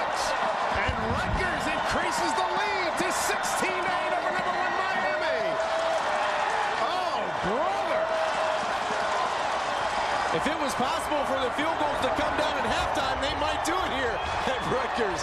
The poster's still up, but Rutgers has the lead 16-8. Fourth special teams touchdown of the season for Rutgers. We mentioned the two 100-yard kick returns by Nathan Jones. That time, Sean Seabrooks comes in with the touchdown on special teams. Third time Miami's had a punt blocked. Point after good. Not a great snap, but it's handled and not through. We've got a developing story, boys and girls. 2:17 to go in the second. It's Rutgers leading #1 Miami 17-8. Well, Dave, as you said, nobody back, and just the up the middle. Sean Seabrooks does a terrific job getting the football. 33 blocked it. It looked like 33. Nugent. Exactly. Nugent did a great job on special teams earlier in the game. The right hand gets the block, and Seabrooks comes in for the score. The fourth special teams touchdown of the year. And it's been a miserable afternoon for special teams for Miami. First the penalties, now the block kick of Capshaw. 17-8 with 2:17 left to go before halftime. Glad this game's being televised, because if it wasn't, it'd be hard to believe. You couldn't tell the story. Great job up the middle by Rutgers and Miami. There was 3 or 4 people that could have been in position to pick up that fumble. The floodgates were wide open, and now Rutgers on top 17-8, full of momentum in the crowd into it. Stunned like everybody else. Seabrooks ran that in, short yardage. Nugent with the block. Larry Coker's seen 3 punt blocks against his club this year. My, oh my, oh my. I believe that was at Giants Stadium. They knocked off Joe Paterno and Penn State. Tell you what, as big as that one was, if they were pulling off today, it would be 100 times bigger. A lot bigger. Gathers inside the 5 at the 3. He's got some running room. 20, 25. What a collision. Loose ball! It's recovered by Miami. Terry Bynes in there on the hit. Weaver with the recovery, saving Miami hide right there. Wow, big time. Weaver, number 58, was called for the personal foul on the last special teams play. Gets on the fumble, but what a collision around the 25-yard line. Boy, he took as much as he gave on that one. Let's listen to this one, Dave. That's helmet on helmet, and Miami very lucky to get the football back. His helmet got knocked off. Yeah. Well, Rutgers has Miami's attention, to be sure. Ball's at the 27-yard line. They give it to McGahee. Cutting back. This is what he does so well. Jones has speed. Does he have enough? McGahee, 40, and dragged down at the 30. First down, Miami. They can big play it in a heartbeat. McGahee with a 43-yard run. Miami will go into a makeshift hurry-up offense, but it could have been one of the best downfield blocks I've seen. Number 5, Andre Johnson, springs his tailback. Willis McGahee right there. Could have been a block in the back or a push in the back, but great job down the Rutgers sideline. Willis McGahee had a big run earlier in the game. That's his second of the day. 9 for 132. Dorsey trying to get it back. Got all day. Throws balls to McGahee. Makes the catch and then swarmed under. About a 3-yard pickup. Gary Brackett there for the tackle. This is how Miami gets into the game. Their drives don't last. Their average drive is under 2 minutes. They love to score quick, and Miami needs to score before halftime. 2nd and 7. Ball's at the 27. Delay, run right side. McGahee breaks a couple of tackles. Maybe about a yard short of a first down. He advances it to the 21-yard line. Brackett again picks up 6. Timeout called by Miami. Let's check in with Greg Roberts. Dave, I just want to remind everyone to stick around for the Discover Card halftime report. We'll take a look at our Big East wire. We'll check scores from around the nation, and then we'll throw it back to you and John for a first-half analysis, highlights, and stats. And it's been a pretty good first half if you're a Rutgers fan. It's all coming up on the Discover Card halftime report. Greg, thank you very much. And stunning would be just one of a couple of dozen adjectives you'd use to describe this one, with $1:13 to go first half. 17-9 Rutgers. And it has been a long time since Miami suffered a loss. As we mentioned, Kenny Dorsey's 33-1 as a starter. We have to take you back a couple of years ago, September 9 at Washington. This was early on at the season. And Alexis with the touchdown run right here, and Washington goes on to a 34-29 win. And Miami has won 29 in a row since then. It's a 29-game streak they're on right now, tying the mark back early in the 90s. Right now a 3rd down and 1 at the 21.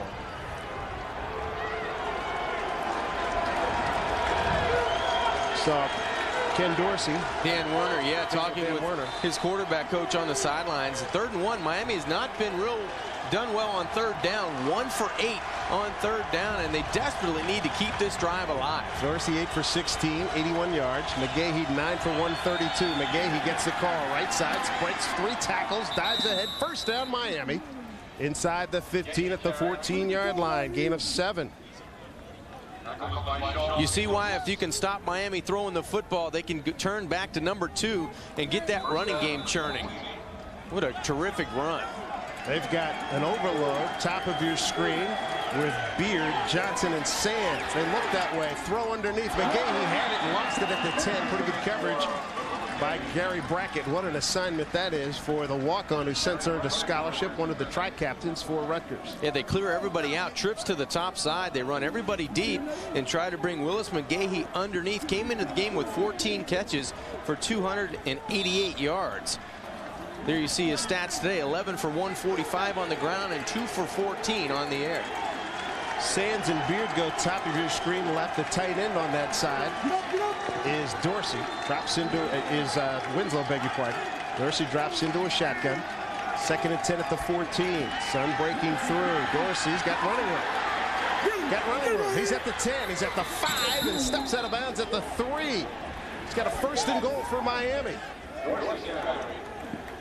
So a gain of 11, run out of bounds by Raheem Orr. Yeah, Ken Dorsey doesn't tuck it that often and run, but that time he had no choice, and it was the best decision at his disposal. Everybody into the end zone. Ken says, you know what, I think I can get to 1st down and a little bit more. Does a nice job of just tiptoeing down the sidelines close to the 5-yard line. Right at the 5-yard line is Miami. So that leaves him 3rd and short. So 3rd and 1 at the 5 with 49 seconds to go. Miami trailing, yes, Miami trailing here at Rutgers 17-8. And 2 of 9 on 3rd down, Dave, as you see Ken Dorsey's stats on the day. Dorsey looks right, throws, intercepted, penalty flag on the play. It's Jones. Jones going to try to take it to the house. He's going to go. Will it count? It's just a matter of does it count? Jones takes it all the way in for the touchdown. Can you imagine? Wow, what a play. If this goes against Rutgers, and it looks like it will. Boy, oh boy, that would have been 24-8 at the half. Once Jones got it, there was no way Brett Romberg or Dorsey were going to get him, and it's a hold against Rutgers. And you know what, John, we talked about this before the game. Rutgers has got to avoid that kind of a big play which gets taken back. And it's the same thing that happened at Tennessee. There was 12 calls in that game. Coach Schiano said 7 of those 12 were game breakers, and this one really is a game breaker. Prior to the interception, holding on the defense. Penalty is half the distance to the goal. 1st down. It looked like Nathan Jones and the wideout were hand fighting down at the bottom of the screen. I don't know if we can see this early enough, but there was some contact between Jones and number 7, Ethnic Sands, but it would have been a touchdown Rutgers. I don't think that there was that much contact that it warranted a penalty. I was looking at the matchup down below. I don't think we'll get to see it here either. It's just outside on the wideout. But it was called, and regardless, it's going to be 1st and goal for Miami. That was a 100-yard return. That was nullified by a hold and a timeout called. I believe it's by Rutgers. It is by Rutgers. I want to make sure they got everything in order. 37 seconds to go. It's going to be a huge turning point in the game. Miami, they're able to punch it in. Going to go to the halftime. If they just kick the extra point, only down 2. I mean, that's a 14-point swing. It's unbelievable. And we talked about that yesterday with Coach Schiano. They thought they had a chance to beat Tennessee down at Tennessee, and the penalties, really, the penalties that weren't called that went Tennessee's favor, really helped them get the lead and win the football game. And here, as you said, it would have been a 14 points. Just a huge turnaround with 37 seconds left to go before halftime. That's why we play the games. You just never know. And speaking of playing more games, next week, check out this. Temple, Pittsburgh, or BC, West Virginia. Noontime start next Saturday. Check the local listings for the game in your area. Noontime start next week. So Seabrooks recovers a block punt for a touchdown. Blocked by Nugent. 17-8 Rutgers. Miami strikes back so quickly. First play from scrimmage after a nice kick return. A 43-yard McGahee run. Jones has a 100-yard interception return wiped out by a hold. So now here's Miami. First and goal. At the 2, trailing 17-8 with 37 seconds to go. They spread them with 2 top of the screen. They run left side. McGahee walks in untouched. Touchdown Miami. So McGahee gets the first touchdown for the Canes today. For McGahee, his 15th rushing score of the season. It's 17-14. And Miami very fortunate to be to have a chance to only go down 2 points going into halftime. Severs out of the catch straw hold, has it blocked. How about this? Point after touchdown is blocked. That's the first time that's been a block this year on a PAT. Nathan Jones got it. Nathan Jones having an all-conference day. 17-14 Rutgers. Well, Rutgers is doing in every facet of the game right now. Special teams look like 95 for Rutgers up in the middle of that play. Gary Gibson, the defensive lineman, gets his left hand on it to block it. But on the touchdown run, Willis McGahee was untouched, but they do a good job blocking the extra point to keep it at a 3-point game. But off left tackle, just a great block on the outside, 77. Chris Myers, the right guard, coming around, and no one touches Willis McGahee. He gets his 15th rushing touchdown of the season. Hands the ball to the official, and it's a 3-point Rutgers lead. But what could have been for this Rutgers defense? Could have been 24-8. 33 seconds to go here in the second quarter. And Rutgers still in the lead. 33 seconds to go. Almost a 6-touchdown favorite is Miami coming into this game, and special teams played a role in some of the things happening today. And McGahee with the big run, 43 yards. Big highlight in that drive. Coming short, fair catch made, 22-yard line with 31 seconds to go. That's a good play by Cedric Brown with that wind and Miami coming down. That's a good play to fair catch the kickoff there. Very sound, save some time, and hey, watch out to be a hero. Secure the ball. Don't let Miami get the freebie there, right? Exactly right. And I would think you'd come out and just kneel on it and head to the house with a 3-point lead right here. Want to go in with some momentum, and Greg Schiano said, hey, I want to hang close in the first quarter, hang close at halftime, and go in with a lead. Why not? And that's how you build a program. Miami won the toss deferred, so Miami's going to get the ball when we come back. Ted Trump takes him in, takes a hit. No harm, no foul. I'll bring up second down. Well, if I'm the quarterback right now, Ted Trump, I take my troops, I run to the house, get a little warm at halftime, and try to come out with the same momentum and same attitude in the third quarter. That's why we play the games, folks. 17-14. Rutgers a huge underdog today. Take up 10 points in the second quarter. Last lead against a ranked team earlier this year against Tennessee. 17-14.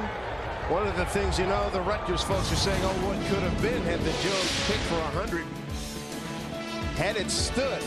But a lot of good moments by the Rutgers Scarlet Knights here at halftime. 17-14 after the first 30 minutes of play. And what is a big story in college football.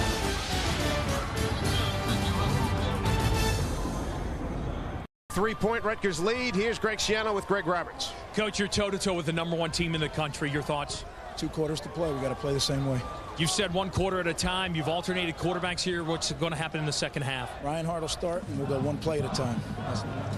Thank you, sir. Good luck to you, Greg. Back to you, Dave. Greg, thank you very much. And thank you, Greg, as well. Thank you, Dave. Like a ball. What a game. This first half has been terrific. And you see the turnaround against Miami. Rutgers last year to this year, passing yards a little bit better at 100 compared to 62. And, you know, the turnovers is the biggest point. 6 turnovers last year, only 1 today. And then the points, 17 points today. They had goose eggs last year, and Rutgers in this football game leading 17-14 starting this 3rd quarter. What would you imagine Larry Coker had to say to his crew? Well, I think it's one of those things where you guys, we're sleepwalking. We're walking through this, and we're not playing the way we need to. Take care of yourself first. Don't worry about what Rutgers is doing. And you see the quarterback comparison. I thought Ken Dorsey was going to have a big day, especially with his tight end and with his main receiver on the outside, Andre Johnson. And on the comparison, you see Hart 50%, 93 yards, only 1 interception. They haven't turned it over like they did last year, and that's why they're still in the game. But Larry Coker, I think he has to take care of what he can control, and that's Miami on offense, Miami on defense, and especially Miami on special teams. You mentioned Kellen Winslow, the tight end, 3 catches, 41 yards, a long of 24.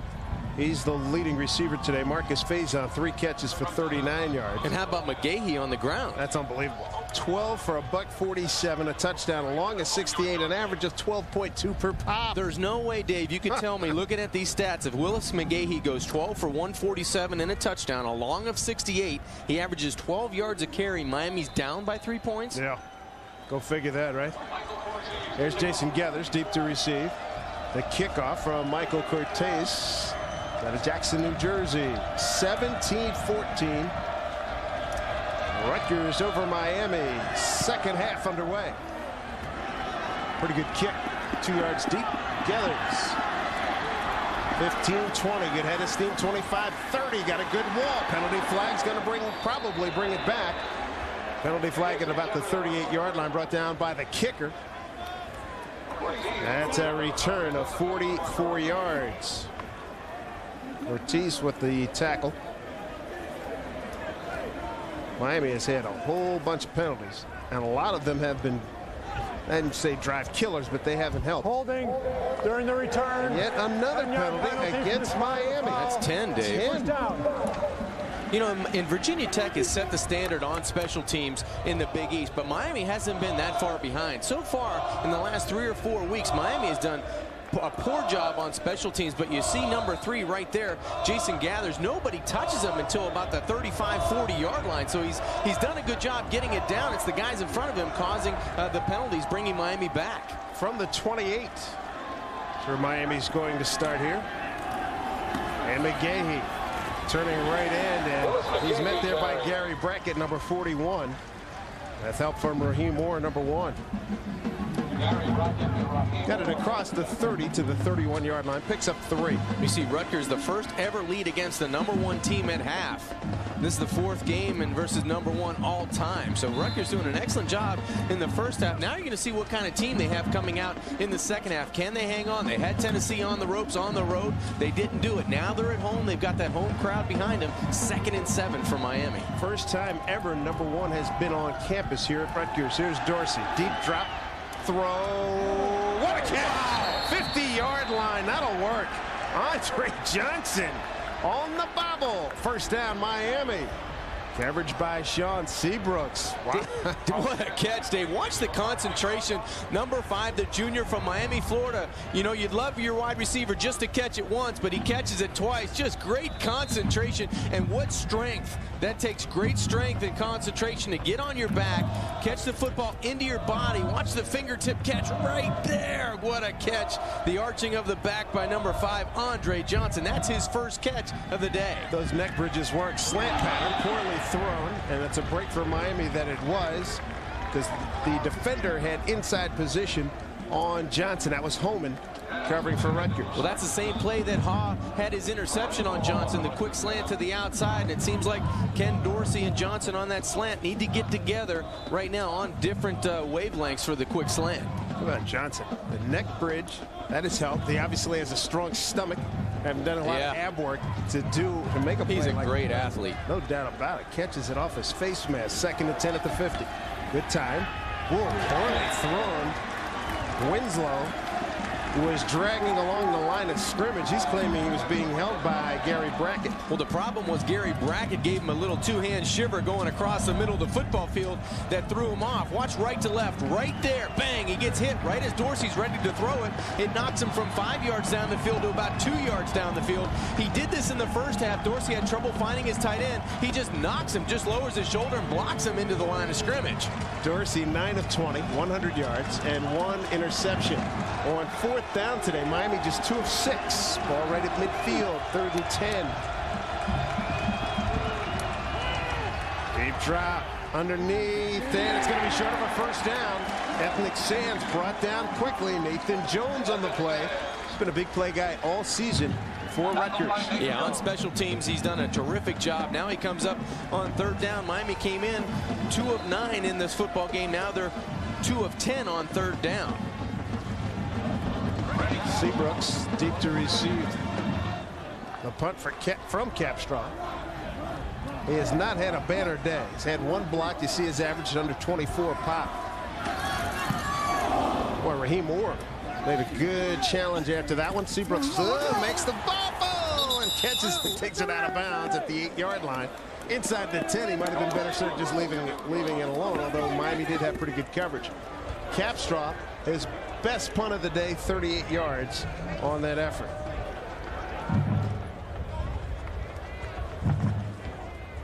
Here's the young quarterback Ryan Hart going to lead his team in the second half. Let's take a look back at this Rutgers offense and see in the first half, Hart to Martin for 40 yards, a big play on that first drive. Then we see him checking it down to Marcus Faison and then doing a nice job getting it outside to his tight end. So he's hit everybody in the first half. Have to have another good half starting this 3rd quarter. 1st and 10 at the 7. Boy, that was well covered. Pittman on the carry, and no room there, says William Joseph. Good job for the senior. 6'5", 297. And Dave, we talked about this yesterday, bringing Maurice Sykes down on 1st down to try to help that run, and Ryan Hart's going to have to find some running room for this offensive line to win the line of scrimmage, because right now at 50%, only 1 turnover, 93 yards. It's going to be thrust on his shoulders to move the chains on 2nd and 3rd down if they can't run it on 1st. 2nd and 9 at the 8. That one loses as William Joseph again makes the tackle.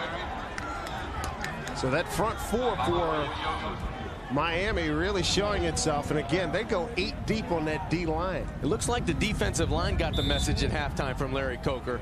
They come out with a vengeance. 94 William Joseph on 1st and 2nd down, right in the mix to stop Marcus Faison. Lost a yard on that play. 3rd down and 10 at the 7-yard line. Now in this situation in the first half, they hit the under to the tailback.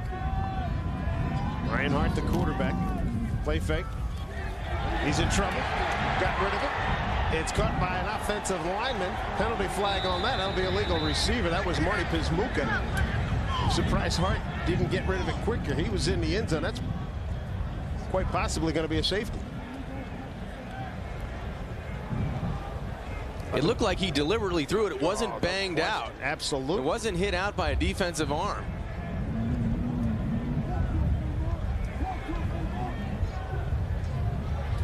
Legal touch by the offense. So they had the 3rd and 10 at the 7. That's an easy call. You decline that. 4th down, make them punt. You would think so. You would think you would decline it, bring on the punting unit. Great stand of set of downs there by Miami's defense. Illegal touching on the offense. The penalty is declined. 4th down. Well, Miami's going to get the ball in pretty good shape. Yeah, let's take a look at this play. You see Ryan Hart in the end zone. He did not want the football, and I'm not sure who. Looks like Piscataway gets the football. Yep. Tucks it under and tries to get out by the 10-yard line, but Ryan Hart was under duress. Right they there, were coming in from all angles. Yeah. 95 and 94 respectively, McDougal and Joseph. Barrs averaged 34 yards on 3 punts. Ryan Neal's the normal snapper. He's out injured. And Barr, oh, maybe he turned this one over. He backs Sands all the way back to the 38-yard line. And the coverage. Good move by Sands, and he's all the way back to the 29-yard line. Good job by Rutgers. The first man down there was Jason Nugent. Chris Loomis was there as well. 54 yards on the punt. Mike Barr, terrific job from his own end zone. They needed just an effort like this, and how about the determination by the Rutgers coverage team? Miami's got the ball when we return. Rutgers continues to lead #1 Miami by 3 early on here in the third as we check in on Heisman history, brought to you by the exciting lineup of Suzuki products, all proud presenting sponsors of the Heisman Trophy. Downtown Athletic Club is where it originated back in '35, named after a longtime coach, John W. Heisman, coached in many places during his tenure. 40 running backs, 21 quarterbacks dominate the list of 67 winners. And right now that trophy is up for grabs. Dorsey to throw after the play fake. Deep down the middle, and he overthrows his tight end Kellen Winslow, who had beaten double coverage. He had a step and a half.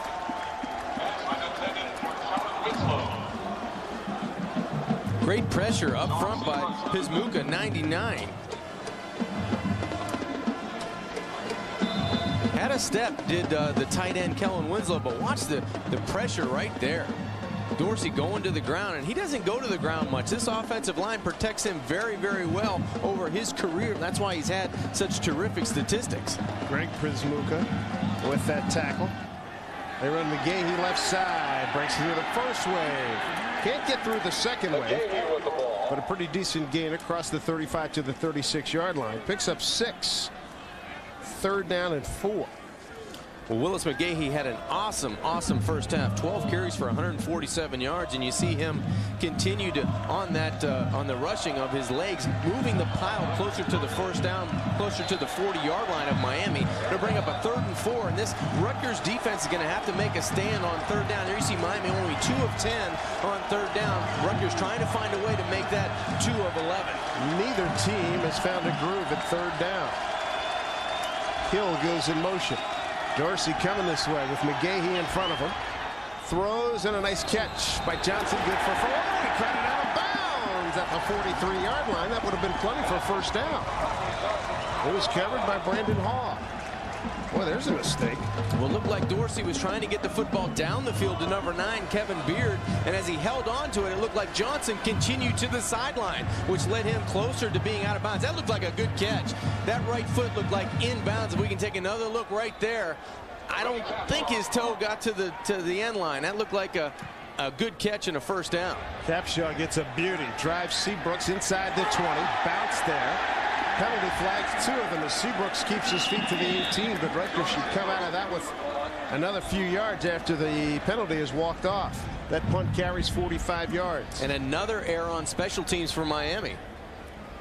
In that regard, that particular area, it has been a very sloppy game for the #1 team in the country.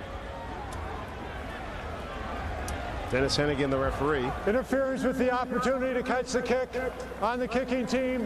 10-yard penalty from the spot of the foul. 1st down.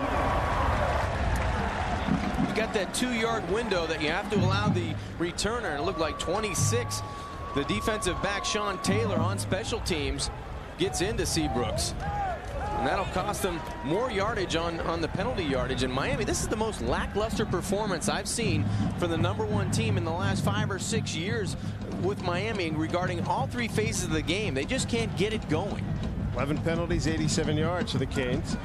Rutgers starting at its own 31. At what point do you see Rutgers take a deep shot? They haven't really done anything in any deep posts or deep corners to this point. They haven't tried to stretch the field, and you'd like to see them take a shot with good field position, especially with the wind at their back as it is now.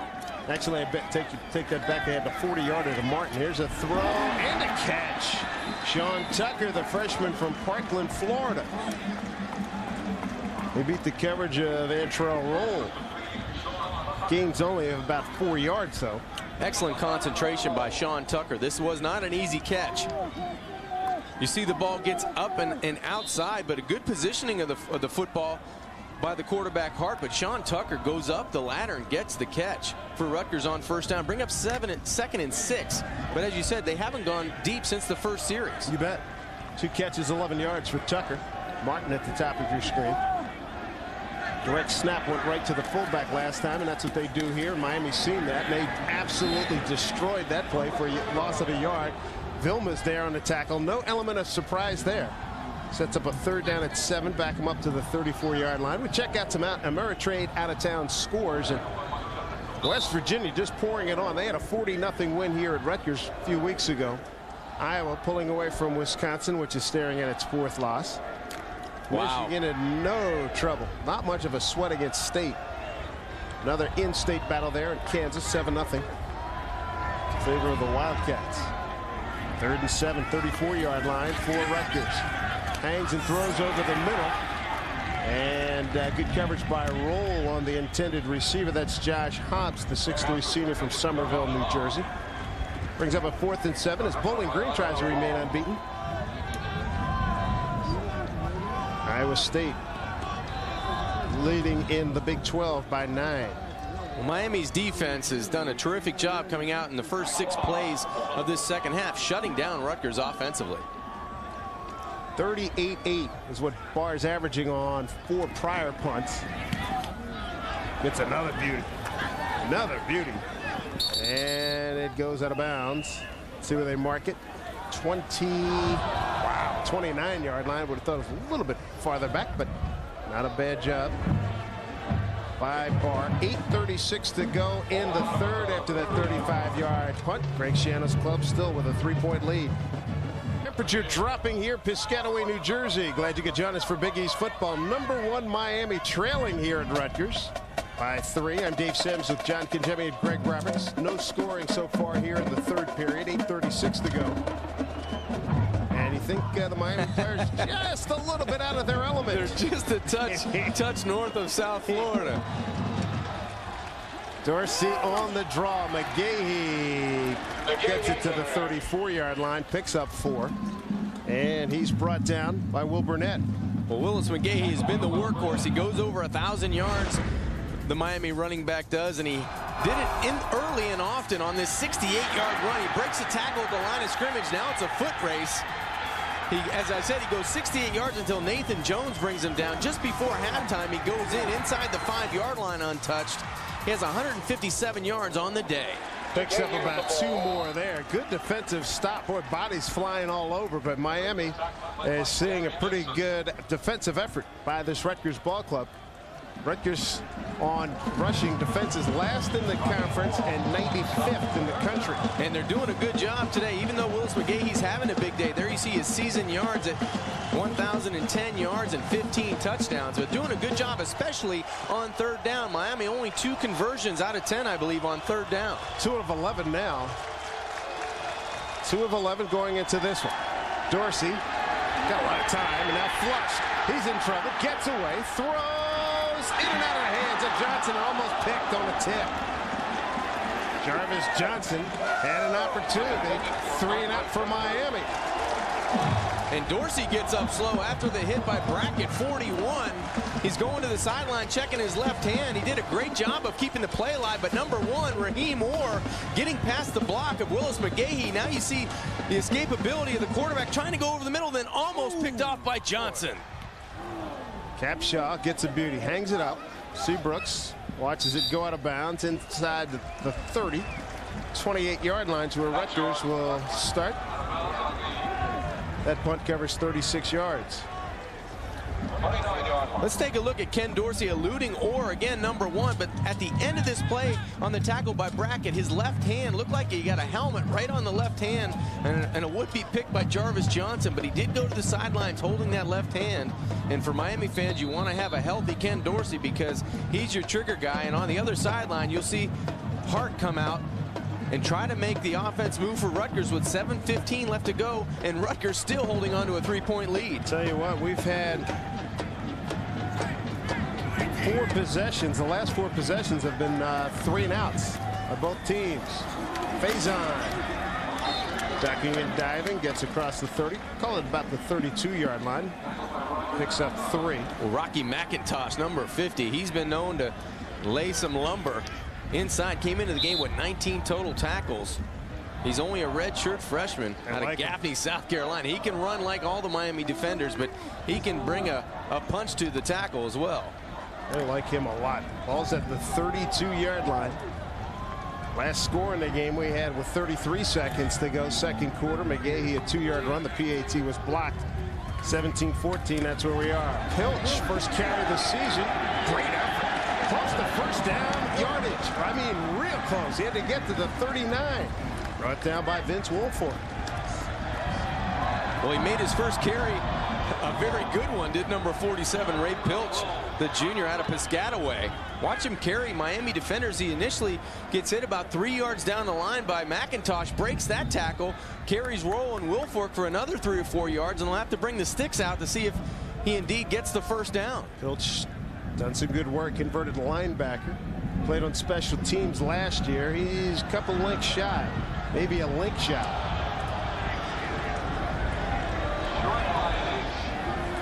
So third down play. They bring in some of the big heavies up front. Bring Rich McManus in. Look at all the big people they're going to have on the line here. And they go power I formation. And he got good surge. He might have got some additional help from somebody coming from behind there. So too. Ryan Hart picks up the first down. So that breaks a succession of 4 3-and-outs. Yeah, 4 3-and-outs, 2 apiece. Rutgers first downs. Let's see, both teams at 7 apiece.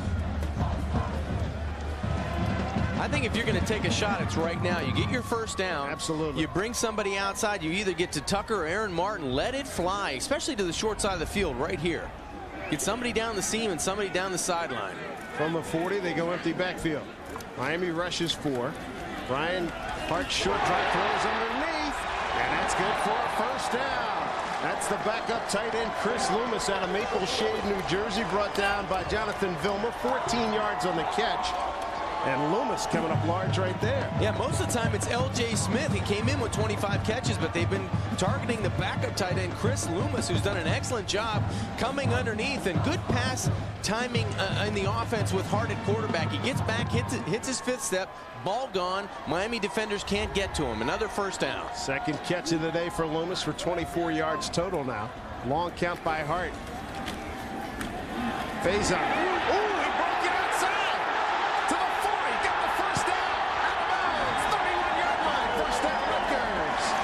Well, that time the dipsy-do worked for 16 yards. Knocked out of bounds by Sean Taylor.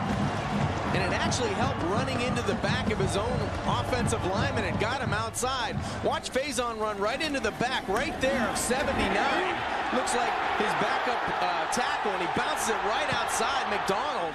He bounces off the back of McDonald. It gets him to the outside, to the perimeter, and gets him first down in a big chunk of yardage. There you see Faison rushing 10 for 35 and receiving 3 for 39. He's really been hurting Miami through the air more than the ground. Sammy McDonald out of Newark, New Jersey, is number 79, throw a big block. Empty backfield, drop by Hart, flushed.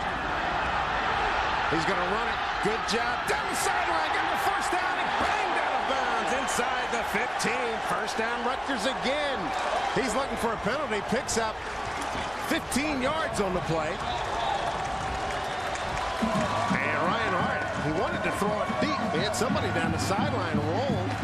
Knocks him out of bounds. Some poise here. Yeah, and a great decision to tuck this football and run. He wanted to get his tight end down the field, but he has enough speed to outrun number 98, Cornelius Green. He wanted to hit right there, but he was in bounds. That's a good hit by Antrell Roll on the sidelines, but a good play by Hart, using his composure and his determination to get the corner on Miami.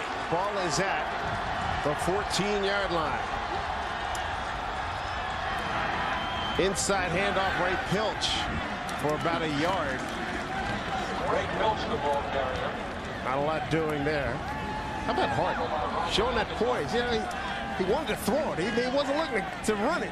Hey, somebody get open. He did not want to run it initially because he wanted to get rid of the football. But you see, he's taking the ball from their own 29 in 7 plays, a 58-yard drive. but it's very important right now that Rutgers gets on the scoreboard. Even if it's a field goal, they'd love a touchdown, but they have to score out of this drive. They haven't been knocking on the door in quite some time. 2nd down and 9 at the 12. All right, pump fake, Statue of Liberty, Faison going the other way, got a block to the edge. He gets hit hard, but he'll be short by about 2 yards. That'll set up a 3rd and short. Picks up 7 on that play. Roll again with the tackle, number 6. Nice play, good play call. We've seen a number of plays from this offense today and on special teams, couple different formations, but as you said, Statue of Liberty to the outside. Number 22, Faison, has the speed in open field to get the corner on Miami, and it brings up a 3rd and very short, a 3rd and 2, and we've got the big bodies coming in again for Rutgers. Drive started at the 29-yard line with 7:15 on the clock. We're at 4 minutes now. Boy, I'd love to roll the dice and fake it right here and throw the football on 3rd down. Oh, hit the backfield. None of this is going to be happening, says Vince Wilfork. Talk about an explosion. Vince Wilfork does a great job of anticipating the snap count. He did it on the first 3rd down, and he just missed it. You see him right there, gets a great jump on the ball, runs right by Marty Pizuka, and you'd love to see him just fake it there, because Vince Wilfork was all over it. Miami, all 11 players, their eyes were in the backfield looking for the run, and that's exactly what he found. Rutgers calls timeout to make sure everything is in order. Sands will attempt a 27-yard field goal. He's got one from 38 back in the 2nd quarter that made it a 10-8 ball game with 4:04 to go. John, your call was dead on the money. A play fake there might have broken wide open. Well, Miami was so determined to stop the run there. You could tell the last 3rd down, they had everybody within 2-3 yards of the line of scrimmage, and it was just a perfect setup for just to play fake it and let him either break contain or try to hit the tight end or someone out of the backfield. But Miami did a good job of bowing their backs. Hey, it's 3 minutes and 24 seconds into the 3rd quarter, and Rutgers still with that 3-point lead, so you got to roll the dice somewhere when you're on top of the #1 team in the nation. Never beaten them. 0-9. Miami's 4-0 here at Rutgers Stadium. The last time they met, 61-0 at the Orange Bowl last year. Largest margin of victory in the series. From the right hash, here's Ryan Sands, the junior from Shenandoah, PA. Looking for his 2nd field goal. You'll get a great look at it. And he did a fake. And Sean Carney pitches it out of bounds. They did roll the dice, but not near enough speed, and Miami was laying in wait. They had them outnumbered on that side. 1, 2, 3. They had about 6 guys recovering to the short side. I don't think that was the call. I mean, they wanted to line up, and if they got the right defense, they were going to use it. But I don't think Sean Carney read that correctly. Matter of fact, I know he didn't read that correctly because Coach Shiano's not telling him good job. That's something where you need to come away with points, and you can feel the air come out of this stadium because they needed to come away with some points, and right there was not the time to fake it. If you're going to roll the dice, you roll it on 3rd down, and if you don't get the right look on 4th down, you don't do anything but kick the field goal. When you look at the replay, it looks like Cardi thought that was going to get eaten alive. More when we come back. So Rutgers did not have a good operation on that 27-yard field goal attempt. We're going to take a look at that before long. But interesting that we see a new quarterback in. Derek Crudup is in the game. Ken Dorsey, that last series, we happen to see him heading towards the tunnel. Crudup, sophomore out of Deerfield Beach, Florida. And he's going to hand it to McGahee. McGahee finds room to about the 14-yard line, pick up a 5. It looks like Dorsey's coming right back. And let's check in with Greg Roberts. What do you have, Greg? Well, Dave, you won't see backup Derek Crudup very long. Re-entering the ball game is Ken Dorsey. What happened was he took a hit to his left hand, his non-throwing hand. They took him to the locker room. They taped it up. Now he's back out on the field, and he's back in the huddle. Dave? Greg, thank you very much. He faces a 2nd down and 4 at the 15-yard line. Tight end in motion is Winston. McGahee And he breaks it off of right guard for a first down to the 21-yard line, picks up 6. I think you're going to see a lot of Willis McGahee now in this second half, late into the third quarter, because Miami is going to use their offensive line to be dominant, especially with Dorsey a little dinged on the left hand. There you see his season stats. He's averaging over 261 yards per game. Today, only 105 yards, and that's been due to his ineffectiveness of finding a go-to guy, but Rutgers really doing a good job in the back end with their defensive backs. Rutgers led from their first possession, 7-0. Miami took an 8-7 lead on its safety. It's been Rutgers since then, out-patterned. Winslow trying to break a tackle and does. 40-45. He is something else. Just the sophomore, Kellen Winslow Jr. Another big play, first down Miami. Sean Seabrooks stops the play after 27 yards. And a great throw by Dorsey. He hits his tight end, Kellen Winslow, right in stride. And watch him break the tackle with Bender right there on the Miami sideline. He switches the football to the outside and then tries the strip from behind as a Rutgers defender. But a nice job by Dorsey, in a lot of pain out there. His non-throwing hand, it could be a wrist. It looked like he took a helmet right on the left wrist. And you can see him just watching the play go down. Seabrooks down on the play for Rutgers. But Dorsey, great throw coming back off the bench. 27 yards on the hookup. Winslow, 4 catches, 68 yards on the day. 2:06 to go, third quarter. Rutgers led at halftime 17-14. No scoring so far here in the third quarter. Goes for the strip. And Winslow, nice job, and probably got the wind knocked out of him. But let's go back and look at that field goal operation. A 27-yarder. Carty, I think, sees all the heat coming from his right. Yeah, I'm not sure. It could have been he felt pressure, but it could have been a misread going to the line of scrimmage. I'm not sure what happened there, but I know that the head coach on the sideline was not happy, Greg Schiano, in not getting some points. And as you said, he could have felt that heat coming and just got out of there and yelled, "Fire, fire," but it did not happen. In his mind, he's probably thinking a blocked field goal taken for 6. Let me take this negative yardage play. Take our chances, pump and go. They're looking deep for Johnson. Good coverage by Rutgers, and Johnson almost makes the catch. The coverage by Brandon Hall. Yeah, Hall did a good job. Going into that stiff wind, it looked like that ball was going to be clearly overthrown, but there's a good wind coming from right to left. It held up the football, and it almost gave enough time for the speed of Andre Johnson to catch up. Good coverage by Brandon Haw. There you see the pump and go by Dorsey. Lets it fly down the right side, and he was within a yard from coming up with a big play for Miami. Approaching 2 minutes to go here in the third. Winston in motion. Call goes to McGahee for about 3 to the 48-yard line of Rutgers.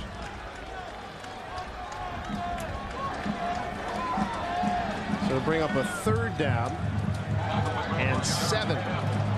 Rutgers bringing in its nickel package. 2 of 12 on third down. That's what Miami is. Yeah, there you see, and they lead the Big East on the season with close to 50% conversions on third down. So right now, minute 30 and 29 and counting for Rutgers. It'd be a huge stand for Rutgers. They can hold Miami short of this first down. Especially after not putting any points on the board. From the Rutgers 48, blitz. Underneath, Winslow. He's short of a first down.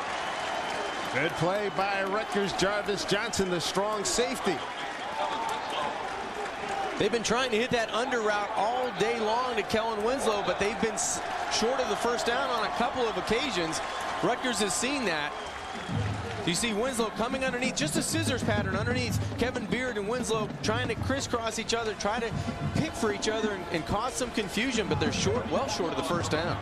Here's Capshaw aiming for the near sideline, and it's caught 2 yards deep by Antrell Roll. At punt for 44 yards. Still very much a ball game with 40 seconds to go in the third. Rutgers doing what they can do to hang on to this 3-point lead, and Ken Dorsey on the sideline, his left wrist causing him a lot of concern and pain on that sideline, but more importantly, when he looks up at the scoreboard, that's probably causing him more pain. With 40 seconds left to go in the third quarter, he sees his high potent offense down by 3 points. You don't want to be too guilty of looking way ahead, but you know darn well the folks at Virginia Tech are looking at this and licking their chops. Goodness gracious. Miami trailing by 3. They've got Pittsburgh tonight. Hey, Pitt's a dangerous club. We've seen them many times. That's going to be a heck of a game tonight. Yes, it will be. Rutgers takes over at its own 20. Momentarily, that hole was there, but Rocky McIntosh was there with help from William Joseph. That should be the last play of this third quarter. I would think Rutgers would just let it run out, regroup for the fourth quarter, get the crowd back into it, get their thoughts on the sidelines. As you see Ken Dorsey and Winslow talking about that under route they tried on third down, but no answers. Miami has no answers right now because they're down by 3, and Rutgers really feeling the momentum of this crowd, staying ahead of Miami. I would be the first to tell you that I was never expected to put down zeros in the score column for both clubs, with Rutgers leading 17-14. No, you're right. No way I would have anticipated that. The fourth quarter coming up. Number 1, Miami is trailing at Rutgers as we head to the final 15 minutes in Piscataway.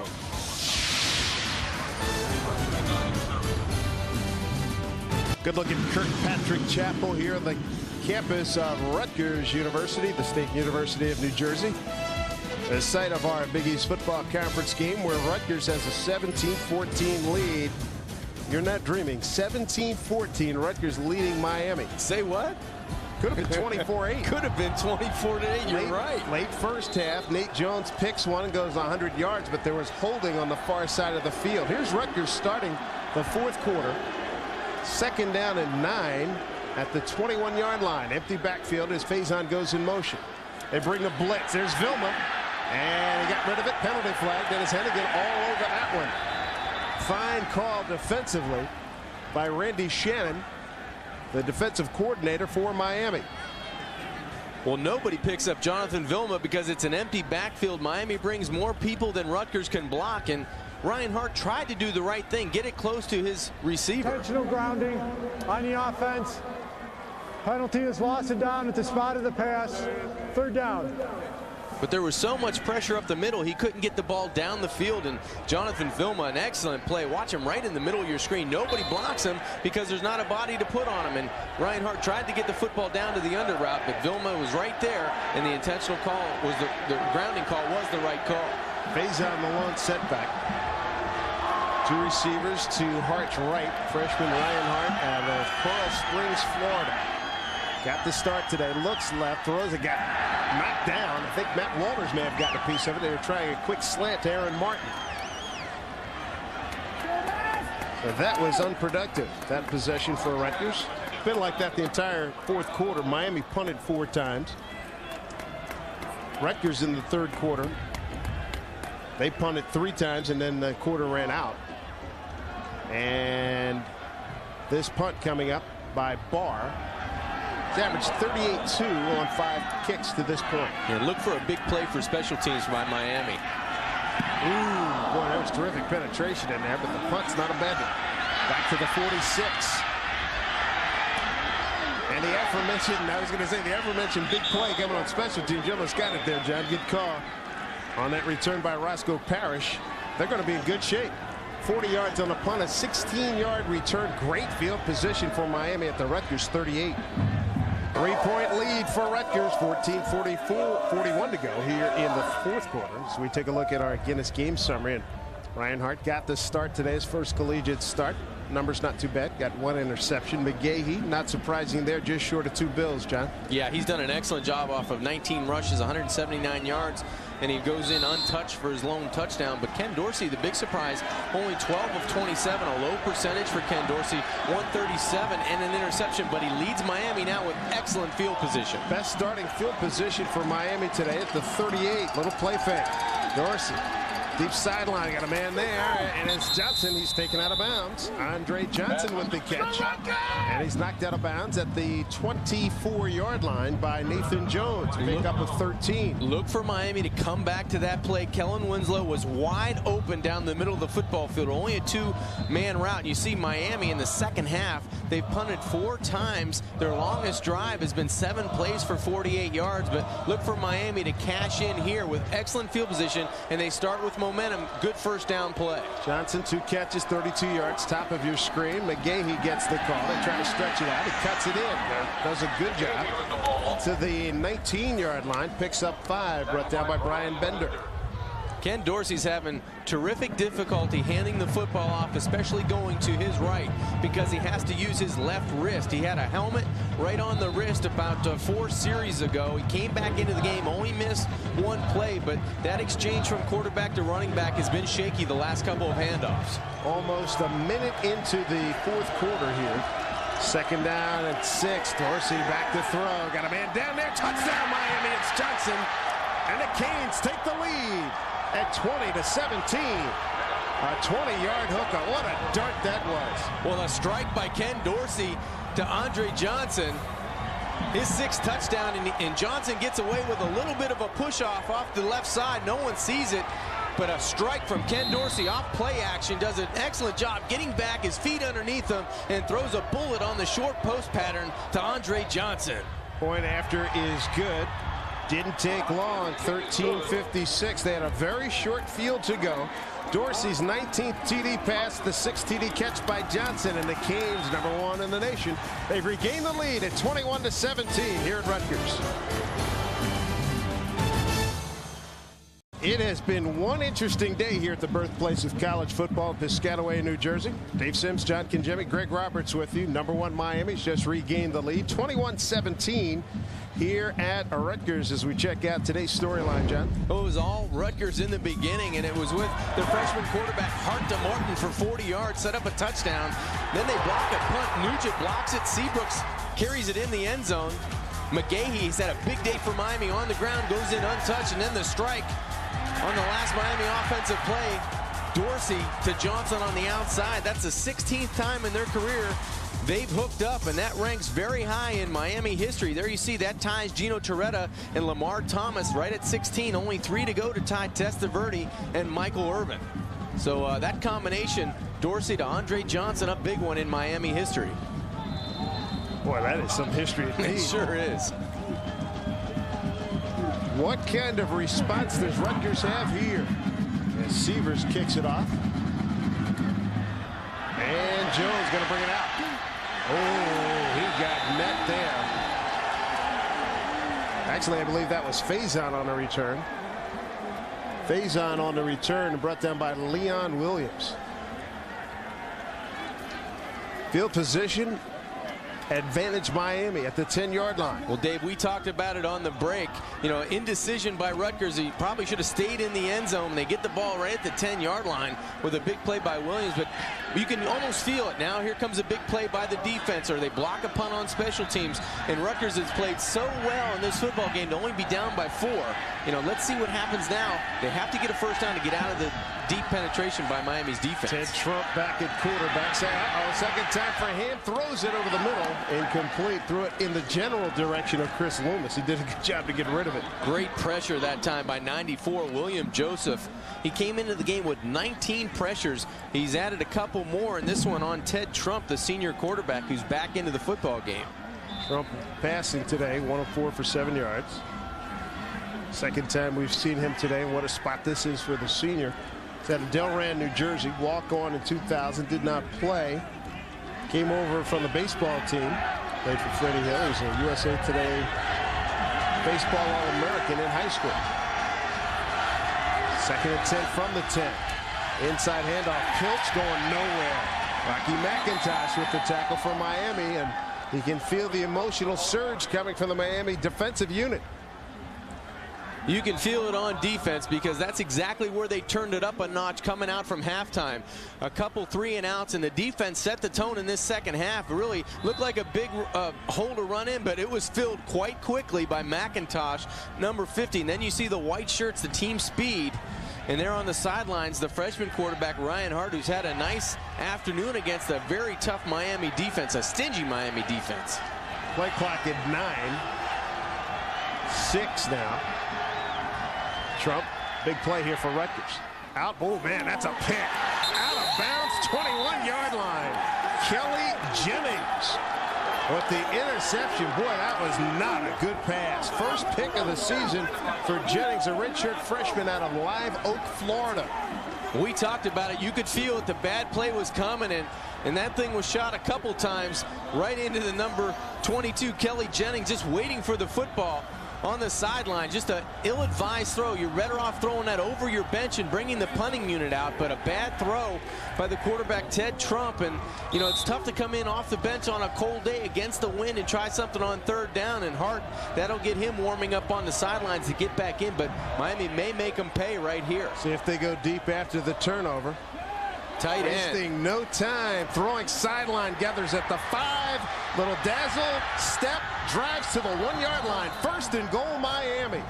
You know, I saw Boyd Dowler upstairs scouting for the Packers, and so reminiscent of the old Packer teams after turnover. Hey, go deep, go for the jugular, step on the throat. It's exactly what Miami did. They hurt him last time with great field position. Now they go outside to Jason Gathers out of the backfield. He had his tight end wide open again. Kellen Winslow decides to check it down to the former wideout, now turned running back, Jason Gathers. It gets him inside the 2-yard line. 20 yards on that pickup to Gathers. Looks like Miami may take a timeout when this play clock goes down to around 4 or 3 seconds. And Ken Dorsey calls a timeout. 12:16 to go. First timeout called by the Canes. Gathers' first catch of the day was an impressive one, and Larry Coker and his crew looking to extend this lead. Rutgers got the scoring going, took the early on the first drive, 7-0 on a Pittman 1-yard run, and a big catch from Martin, a 40-yarder. Martin's had, I think, 2 catches since then, tops. Sievers with a 29-yard field goal closed out the scoring in the first quarter, 7-3. Sievers got another field goal, 24-yarder in the second quarter, 7-6. Then a safety as Pittman threw it out of the end zone after a bad snap. So it's 8-7. Sands with a field goal for Rutgers, 10-8 Rutgers. They get a Seabrooks return of a blocked punt, 17-8 Rutgers. And then late in the first half, an interception taken 100 yards, but it was called back because of a hold. And it was 17-14 after McGahee run. That's what it was at halftime. Right now, let's take a look at the Dodge Tough Player of the game. And Jason Nugent with the punt right here. Yeah, and Seabrooks returns it. Picks it up for the touchdown. That was the player of the game. Nugent does a nice job, and Miami knocking at the door right here. First and goal at the 2.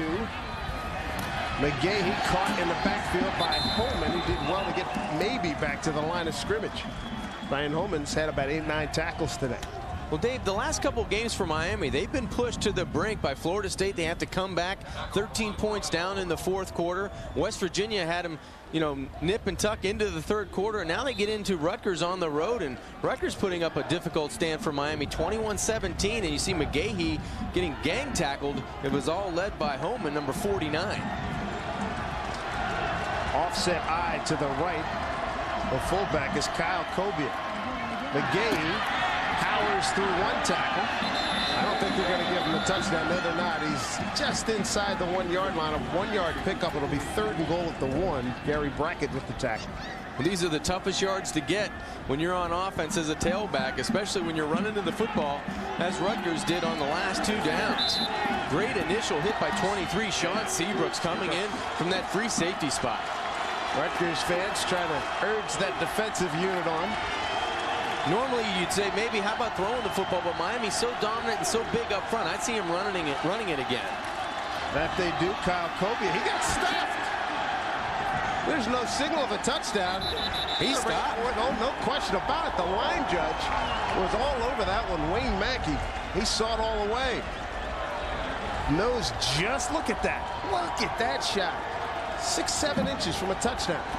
And no hesitation by Larry Coker. He's not sending in the field goal unit. They're going to go for it on 4th down. So 4th and goal. Miami, 40% on 4th down conversions. That's the big one here. Got to believe McGahee's going to get it. 2 tight ends go to the right. Yeah, you see him going over the top. Play fake. tight end wide open. Winslow, touchdown Miami. Boy, that was way easy. Kellen Winslow, his 5th TD catch of the season. Dorsey's 20th TD pass. And it's 27-17 Miami. Nice pitch and catch by Ken Dorsey and his tight end Kellen Winslow.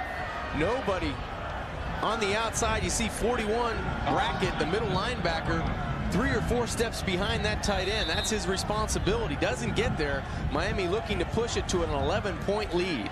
Here's Severs. Has missed just 2 points after on the season. And he bangs it through. It's 28-17, 10-13 to go. And as far as Kellen Winslow is concerned, this one is over. 10-13 to go here from Rutgers. Season tickets for the women's. Today's Big East Football Conference game has been brought to you by Cooper Tire, proud to be the official tire of the Big East Conference. Cooper Tires don't give up a thing. Discover Card, it pays to discover. Dodge, you can take life as it comes or grab life by the horns. Dodge. Guinness Draft Stout, enjoyed responsibly the world over. The United States Army, an army of one. And by AT&T Wireless. AT&T Wireless brings you M-Life, your mobile life made better. 10-13 to go. 4th quarter, and Greg Schiano's club down 11 now. They led by as many as 9 at 17-8 back in the 2nd quarter. But right now, going into a fairly stiffened wind here at Rutgers Stadium on this brisk, cool day. Here's Severs. Kicking this one at Faison. Oh, boy, fumbled it. And now it has to be taken by one of the receivers, Tucker. Tucker went back to say, hey, man, keep it right here. Then it bounces off of Faison's hands. And then Tucker had to bring it out. Almost a bad play gone worse that time. You see Scott on the coverage for Miami, but again, Rutgers will start inside the 10-yard line. This time at the 9. The last possession started at the 10, and it was an interception by Ted Trump that led to Miami's score to push this score to 28-17. And now you'll see the freshman Ryan Hart back in the game for Rutgers. Miami's got 10 points off of turnovers today. Rutgers starts at its own 9. Throwing into the wind. Faison. Nice job to about the 14-yard line. Check that. That's Pittman. Brought down by DJ Williams. Pittman trying to find some running room in the middle of that Miami defense, but it'll look to Ryan Hart now to try to put the football up a little bit more than and press the issue through the air, even though they're going against a stiff breeze. Time running out on the Rutgers offense, 9:38 and counting. Pittman has the first score of the day, a 1-yard run back in the 1st quarter. Empty backfield. They blitzed last time. Here comes Vilma. Hart steps, got nowhere to run, and he's buried. Boy, he got ragdolled by Vince Wilford. Penalty flag downfield on the play.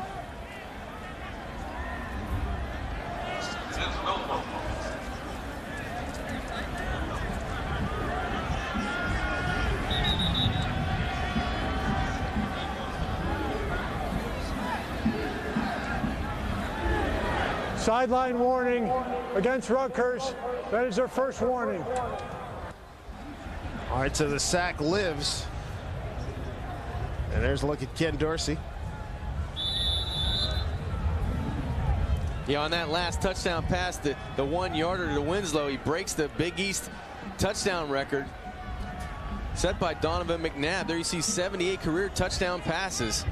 And what a quarterback and what a career he's had, only losing 1 game. You know, you got to take a look around the country when you talk Heisman trophies. Ken Dorsey finished 3rd last year. He's got to be that front runner because no one really stepping out in front and taking it. You know, he's got to be mentioned in the top 2 or 3 people in the country. And with his record and what he's done for this Miami offense and all the records he's set at Miami, you talk about quarterback U. Well, he is quarterback U right now. They've had a lot of very productive quarterbacks down at the University of Miami. Bernie Kosar, Jim Kelly. Go back to Fran Kersey, George Myra. Yeah, you know, you really start talking about quarterback, you know, Fran Kersey and Myra. But in the modern day, you know, you start with Kelly and Kozar. They really brought this program back to prominence, and it wasn't very popular to go to Miami in the late 70s and early 80s, and they kind of kept the hometown crowd there, the athletes, and Dorsey coming from California, that became popular to get the, you know, around the country, the Texas and California and New Jersey and Ohio and Pennsylvania players coming down to Miami. And there you see the AT&T player of the game, Ken Dorsey, 16 of 31 for 192, but the 2 touchdowns coming in the second half, big times in the second half. First to his favorite receiver outside Johnson, then to his tight end Winslow. Coming up on 9 minutes to go. Miami up 11. And Hart needs a big throw here and almost picked. Tried to get it to Aaron Martin, and boy, I tell you, Ryan Hart got blasted. Kelly Jennings on the coverage. This is one heck of a team to have to make your collegiate debut against for Ryan Hart. Yeah, and to say he did an admirable job is saying it lightly. I thought he played a very good football game coming in and starting against a very tough defense. You know, that ranks more than highly, more in the top 10 nationally in a lot of categories. Yes, sir. 38.5 is Barr's average on 6 punts with a long of 54. 5 yards deep. They got penalty flag on that one as the kicker goes down. Doesn't get a good roll on it to the 37-yard line. Roughing the kicker on the defense. 15-yard penalty from the line of scrimmage. First down. And they roughed the kicker. And it looked like they didn't get a piece of the football either, Dave. You bet. Here's the key now. Again, a stiff wind right in the face of Rutgers. And that's Sean Taylor. Yes, sir. And Maurice Sykes back there. I'm not sure if he was blocked into the kicker or not. It looked like he was pushed into him. But it was a good call. Definitely roughing the kicker. Pushes the ball to the 25-yard line. 12 penalties for 102 yards against Miami. The Rutgers 1st and 10, 25-yard line. Hart throws underneath, hit off the pads of the receiver. That's Loomis. Vilma had decent coverage. And Rutgers fortunate that ball didn't bounce straight up in the air because Vilma walks home with 6. Yeah, there has been a couple tip balls that have bounced straight up in the air, and Miami didn't get them. But right now, Ryan Hart had that one very fortunate for him. Go to the ground untouched by a Miami defender. Ken Dorsey with 2 fourth-quarter touchdowns. Touchdown passes. Extended the lead. Or gave Miami the lead at up to 28-17. Faison, let's see, lost about a half a yard. Well, Dave, penetration by the front lines. What really turned this game, you know, Miami's defense came out after halftime and really set a precedent. They went 3 and out back-to-back times and started gaining that field position battle. And Miami's offense did an excellent job of taking advantage of where they got the football and the opportunities in that second half. And that guy right there, 75, Vince Wilfork, a big part of this defense of turnaround in the second half. Hart 9 of 19 for 110. His yardage plus an interception. Miami rushes 4. Look out, backside, ball's up in the air, jump ball, it is picked off. 37-yard line, coming down the sideline. And they're going to say he is out of bounds. The pick by Alfonso Marshall. Marshall, a sophomore from Clewiston, Florida, his first pick of the season, a sophomore. And that was an absolute gimme. We talked about tip balls, Dave. Very fortunate for Rutgers early in the game. None of them were picked off when there was a tip ball. Great pressure by Orion Harris, number 92. He was untouched going to the quarterback. Ryan Hart delivers a big shot, causes the ball to go up in the air, and then great concentration by Alfonso Marshall. Takes it to the near side, steps out of bounds around the 4-yard line. Finally tackled by 77, Rich McManus. But Rutgers finding a way in this fourth quarter not to extend their lead, but to get behind Miami 28-17, and Miami again inside the 5-yard line. In the first 7 games, Miami came up with 6 interceptions. Today, they split the difference and get 3 against Rutgers. McGahee gets the call. And he's in. Touchdown, Miami. It was 17-14 at the half. Since then, it's all Miami now, 34-17. Willis McGahee going in again. As you see Ken Dorsey on the sidelines, very workmanlike day for him. Injured his left wrist. But you see McGahee on the left side. Nice block in front by Kobier, number 40, to get him into the end zone. McGahee's second TD run today. Point after. It's on the money. So Miami 35-17. They have poured it on here in the fourth quarter. 3 scores in the fourth. And we'll take a timeout with number 1 leading here at Rutgers. Once a 17-8 Rutgers lead. Now it's all Miami, 35-17. And Willis McGahee, our Outback Steakhouse outstanding back of the game. It was set up by a Marshall interception and made it look real easy with McGahee pretty much walking in here. Good blocking. Yeah, great blocking up front. Chris Myers finishing off, walling off that Rutgers defensive line. It springs Willis McGahee in for his second touchdown. But a terrific afternoon for Willis McGahee running the football. And you saw him on the sidelines with the now Giants tight end Jeremy Shockey in for the game. And all smiles now on the Miami sideline. 21 fourth quarter points by the Kings. High short kick.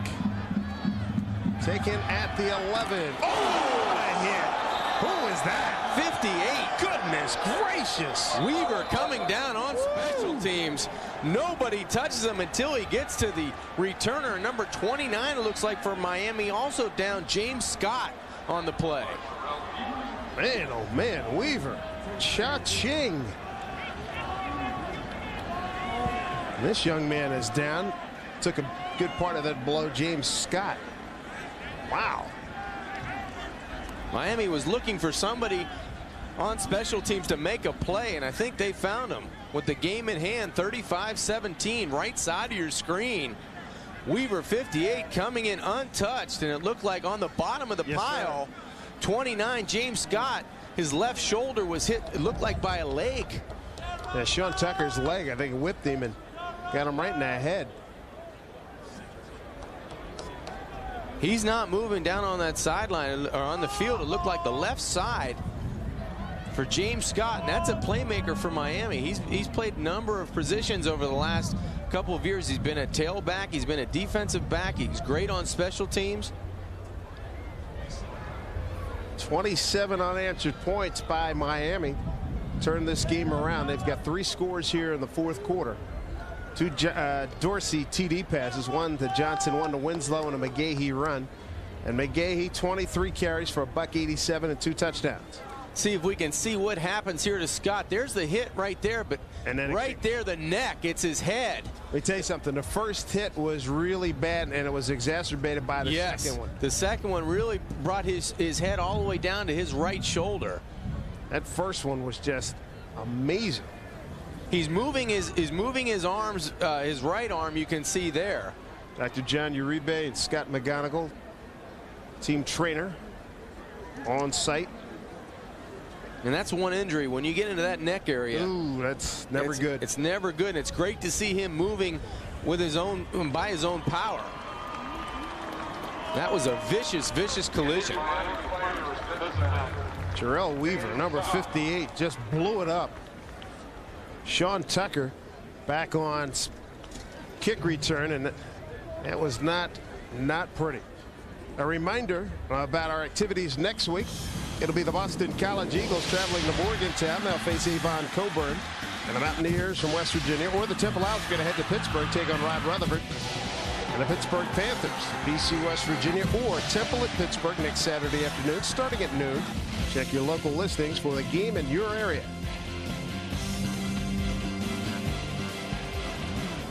Thankfully, the young man is walking off with some help.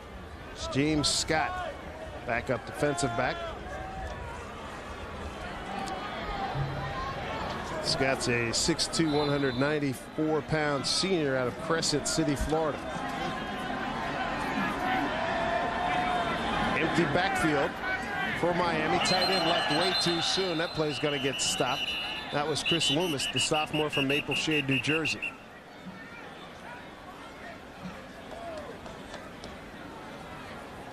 Prior to the snap, false start, offense, 5-yard penalty, remains first down. John, let me get your thoughts on a couple things. You've got Boston College at Notre Dame today, which is underway. What do you think of that game? Well, I think Boston College played such a tough game last week against Pittsburgh in losing in overtime and going on the road to Notre Dame.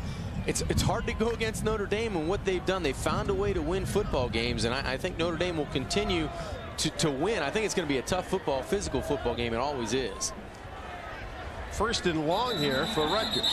Another penalty flag. Wheels starting to come off for Rutgers. Other action tonight in the Big East, Syracuse at Central Florida. Boy, the Cuse, one of the worst years ever. Prior to the snap, false start on the offense, 5-yard penalty, remains first down. Pretty good chance Howard Blackwood was involved there. Howard played a pretty good game today. And you hate to see Rutgers right now fall apart at the seams. You want to see them finish this football game because they've done a nice job in the first half going in with a 3-point lead, and they recruit the state of Florida very heavily, and they want to keep the kids excited about coming to Rutgers from the state of New Jersey. So they want to get finish this football game off and be very respectable. Here's Hart. Sideline ball. Ooh. Good thing he got some elevation on that one. 7:41 to go here in the fourth quarter. Rutgers had a 17-8 lead. Since then, it's all Miami, the #1 team, flexing its muscles here in the fourth quarter. Dave Sims with John Congemi and Greg Roberts. Ken Dorsey with 2 TD passes here in the fourth. Willis McGahee with a 1-yard run after a Marshall interception set him up with a short drive. And that's how we've reached this score. Here's some of the productivity today. Dorsey just shy of 200 yards. Ditto McGahee. Ryan Hart in his first collegiate start. Well, at least you know what you got starting against the #1 team. I mean, they put you to the test. And another tackle for a loss there. That was Vince Wolford. Yeah, double wide, making himself known in this second half. I thought the second half turnaround for Miami really started on defense. They did a terrific job of coming out and establishing themselves against the Rutgers offense. Rutgers had a 3-point lead coming out of halftime, and they never really got going offensively. I thought this Miami defense really bowed its back and started the momentum to Miami, and then Ken Dorsey and Willis McGahee really finished up in the fourth quarter. That they have, and they've lived at this deep end of the field. Rutgers throwing into the wind. They rush 4, short pass, almost a great catch by Martin on the sideline. The ball was behind him. That will bring on the punt team. The body language, a drastic change from about an hour and a half ago. Yeah, and the excitement in this crowd. No doubt. Really, the air's been let out of the stadium because these fans were getting quite boisterous and loud and getting into the football game. But ever since Miami turned to the fourth quarter, and they really turned it on with some turnovers and defensive pressure. Seabrooks returned a block punt. They did 17-8, 2:17 to go in the second quarter. High snap. Barr does a good job. Not a bad kick, but Miami's still going to be in great shape. Even with the roll, they're going to start it at the 46-yard line.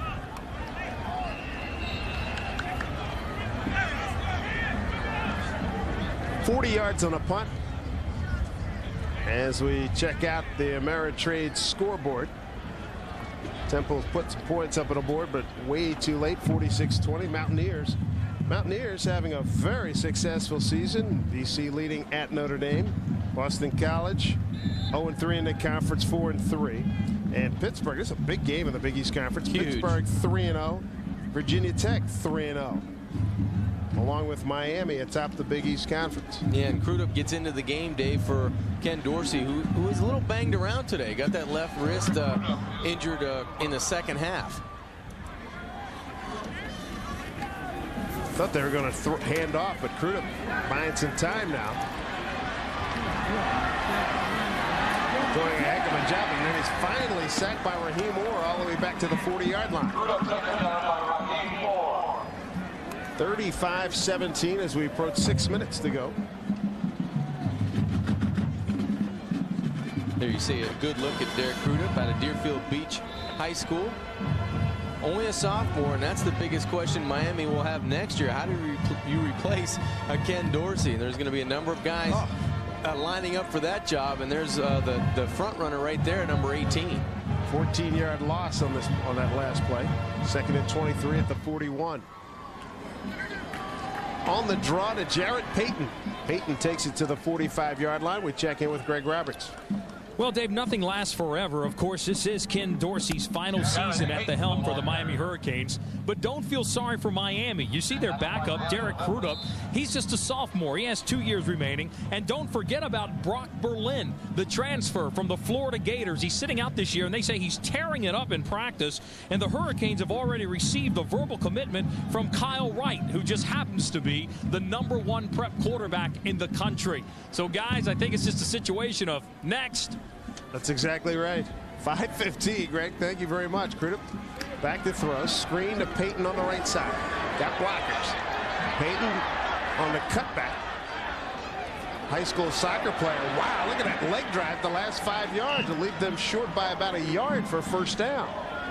Jarrett Payton showing his determination that got from his mom and dad. Gary Brackett with the tackle. Gain of 16.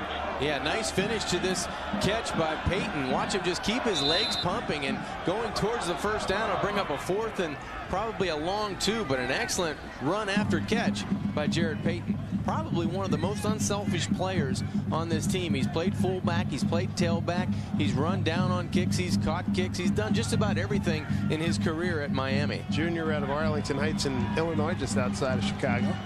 They do go for it on the 4th down, and Payton gets the first down. May have only gotten it by a couple of inches, but it looks like he got the first down nonetheless. As we check out the Ameritrade scoreboard, top 25.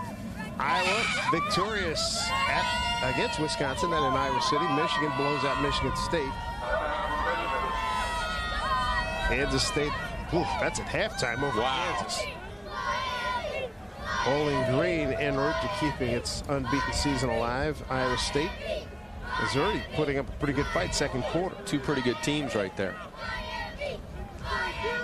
I tell you what, those 2 quarterbacks at Missouri and Iowa State, they can make an exciting game. 27-21 you see in the second quarter. All right, tonight Virginia Tech and hosting Pittsburgh. the Panthers.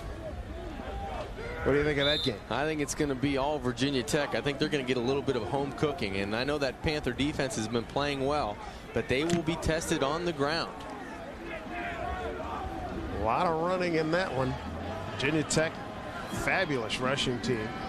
Number 2 in the conference, number 10 nationally. West Virginia, the #1 rushing team in the country at 305 and change, followed by Virginia Tech is number 10 and Miami's number 29, number 3 in the conference.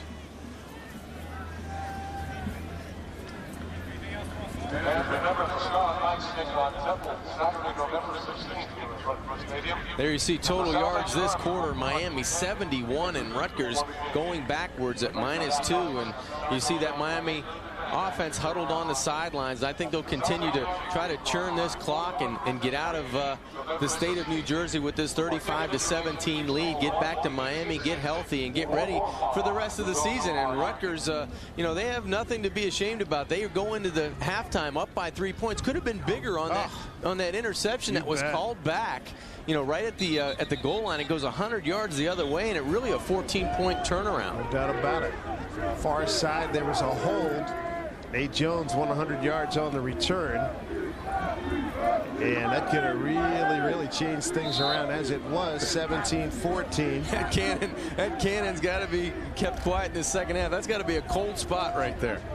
Especially now, well, the sun making a reappearance first time in a long time. Receivers are going to be looking back into the sun for Miami. Jarrett Payton for about 2.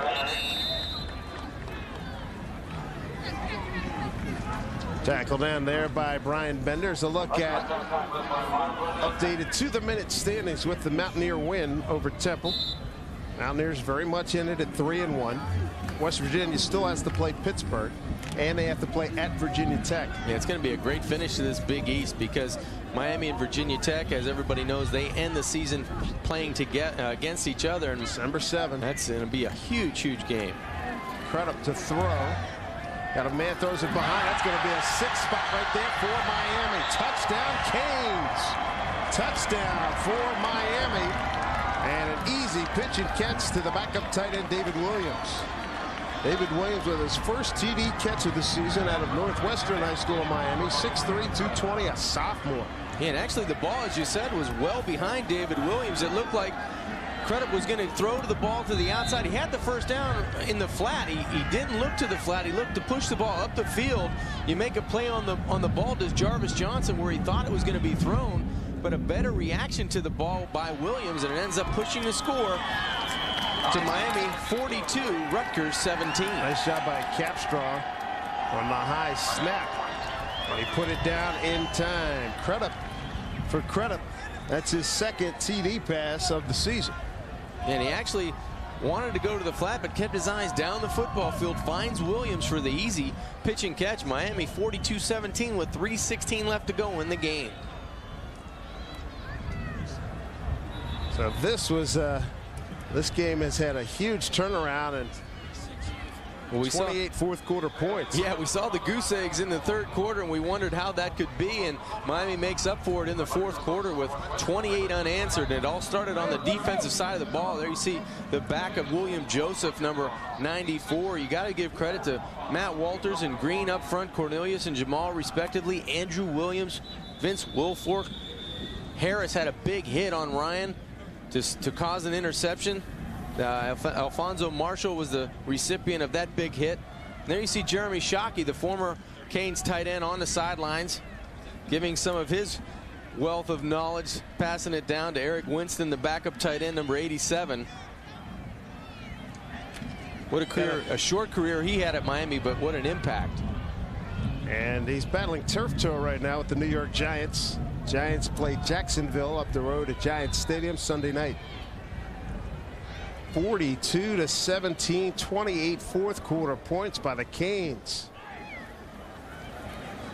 Shockey talked about the Philadelphia Eagles going in the last Monday night's game, saying their back's defensive secondary is overrated.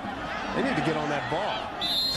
Little cavalier attitude down there by Tucker. I know the game's out of hand now, but boy, you don't want to give away a cheap 6 like that. Well, offensively, this talent for the Canes, boy, wow. When they get it rolling, they can put some points on that scoreboard. Larry Coker will continue his string of victories. He has not tasted defeat as a head coach, and what a start to his career as a head coach. A late start for Larry Coker, but inherits a team that he cultivates and moved his coaching staff the way he wanted to, and he's done an absolutely fabulous job as a head coach for Miami. 42-17. Pittman gets a carry here. I want to thank folks in the booth, Bob Anderson, our stage manager, Rich Friesha, Jeremy Waxman doing the stats, and Aaron Fenster doing the spotting here as we inside 3 minutes to go. 42-17 BCS standings. I tell you what, after talking to the guys you know from Miami on the radio crew, they said down in Miami people are really concerned about the on-charging Fighting Irish of Notre Dame. Yeah, they've got the pom-poms out for Boston College today, that's for sure. Yeah, buddy. Still got a long ways to go. And you're right, there's still a lot of football left, but Miami could conceivably win today 42-17 at Rutgers. Notre Dame could win by a point and probably move ahead of Miami just because of the caliber of Boston College. Oklahoma still facing the remaining schedule in the Big 12 in addition to the championship game in that conference. 42-17. Rutgers will go to 1-8, 0-5 in the conference. Miami's going to go to 8-0, 4-0 in the Big East play. Hart throws an out pattern and throwing into the wind. John, that's something we noticed when we were walking the field before the game. Throwing into the wind down on Rutgers at the field here at Rutgers Stadium, a little tough. Yeah, it was going to be a tough day for the quarterbacks, and Miami remaining their schedule, you see they go to Knoxville at Tennessee, and Tennessee's a little bit down, but they could still muster a big night against Miami. I'm sure that place will be rocking. Then they get Pittsburgh on a Thursday night, and then they play Syracuse and then Virginia Tech. Get Syracuse in an extraordinarily down year. That'll be up at the Carrier Dome. Pretty good punt there. Beard Bobble make that Parrish. Doubling back, and there's a penalty flag, but he's going to pick up a wall. A couple of really good blocks. And he's gone. Just a matter of who the penalty is against. That was a brilliant play by Roscoe Parrish. Just brilliant. Well, you can see the athleticism on number 1. We first saw him at Temple. 38 yards. Yeah, early in the season. And he had some big plays in that game, but it looks like everything's going to be coming back against Miami. We'll wait for the officials to feel this out. There's a couple yellow hankies on the field. 1, 2, near side and far side. Legal block in the back. 38-yard punt and a 66-yard return for 6, but it's brought back both infractions against Miami. Well, you hate to see that a lot of penalties against Miami. They lead the Big East in penalty yards. Penalties during the return. Holding on the return team. That penalty is declined. Illegal block in the back on the return team. That penalty will be accepted. 10-yard penalty from the spot of the foul. First down. And Dave, you know, you talk about penalties. That's something that could come back to haunt Miami in a game where they're in with the big boys like Virginia Tech, or even at a night game against Pittsburgh, or when they play on the road against Tennessee and you're down in Knoxville with those SEC officials. Anything could happen. So you never know what could happen on the road again. You know, for Miami, they have to clean up the penalty issue, though, because there's a lot of times in a game where you're playing a tight football game, you get 10, 11, 12 penalties a game, you're not going to win. That's right. No room for no margin of error.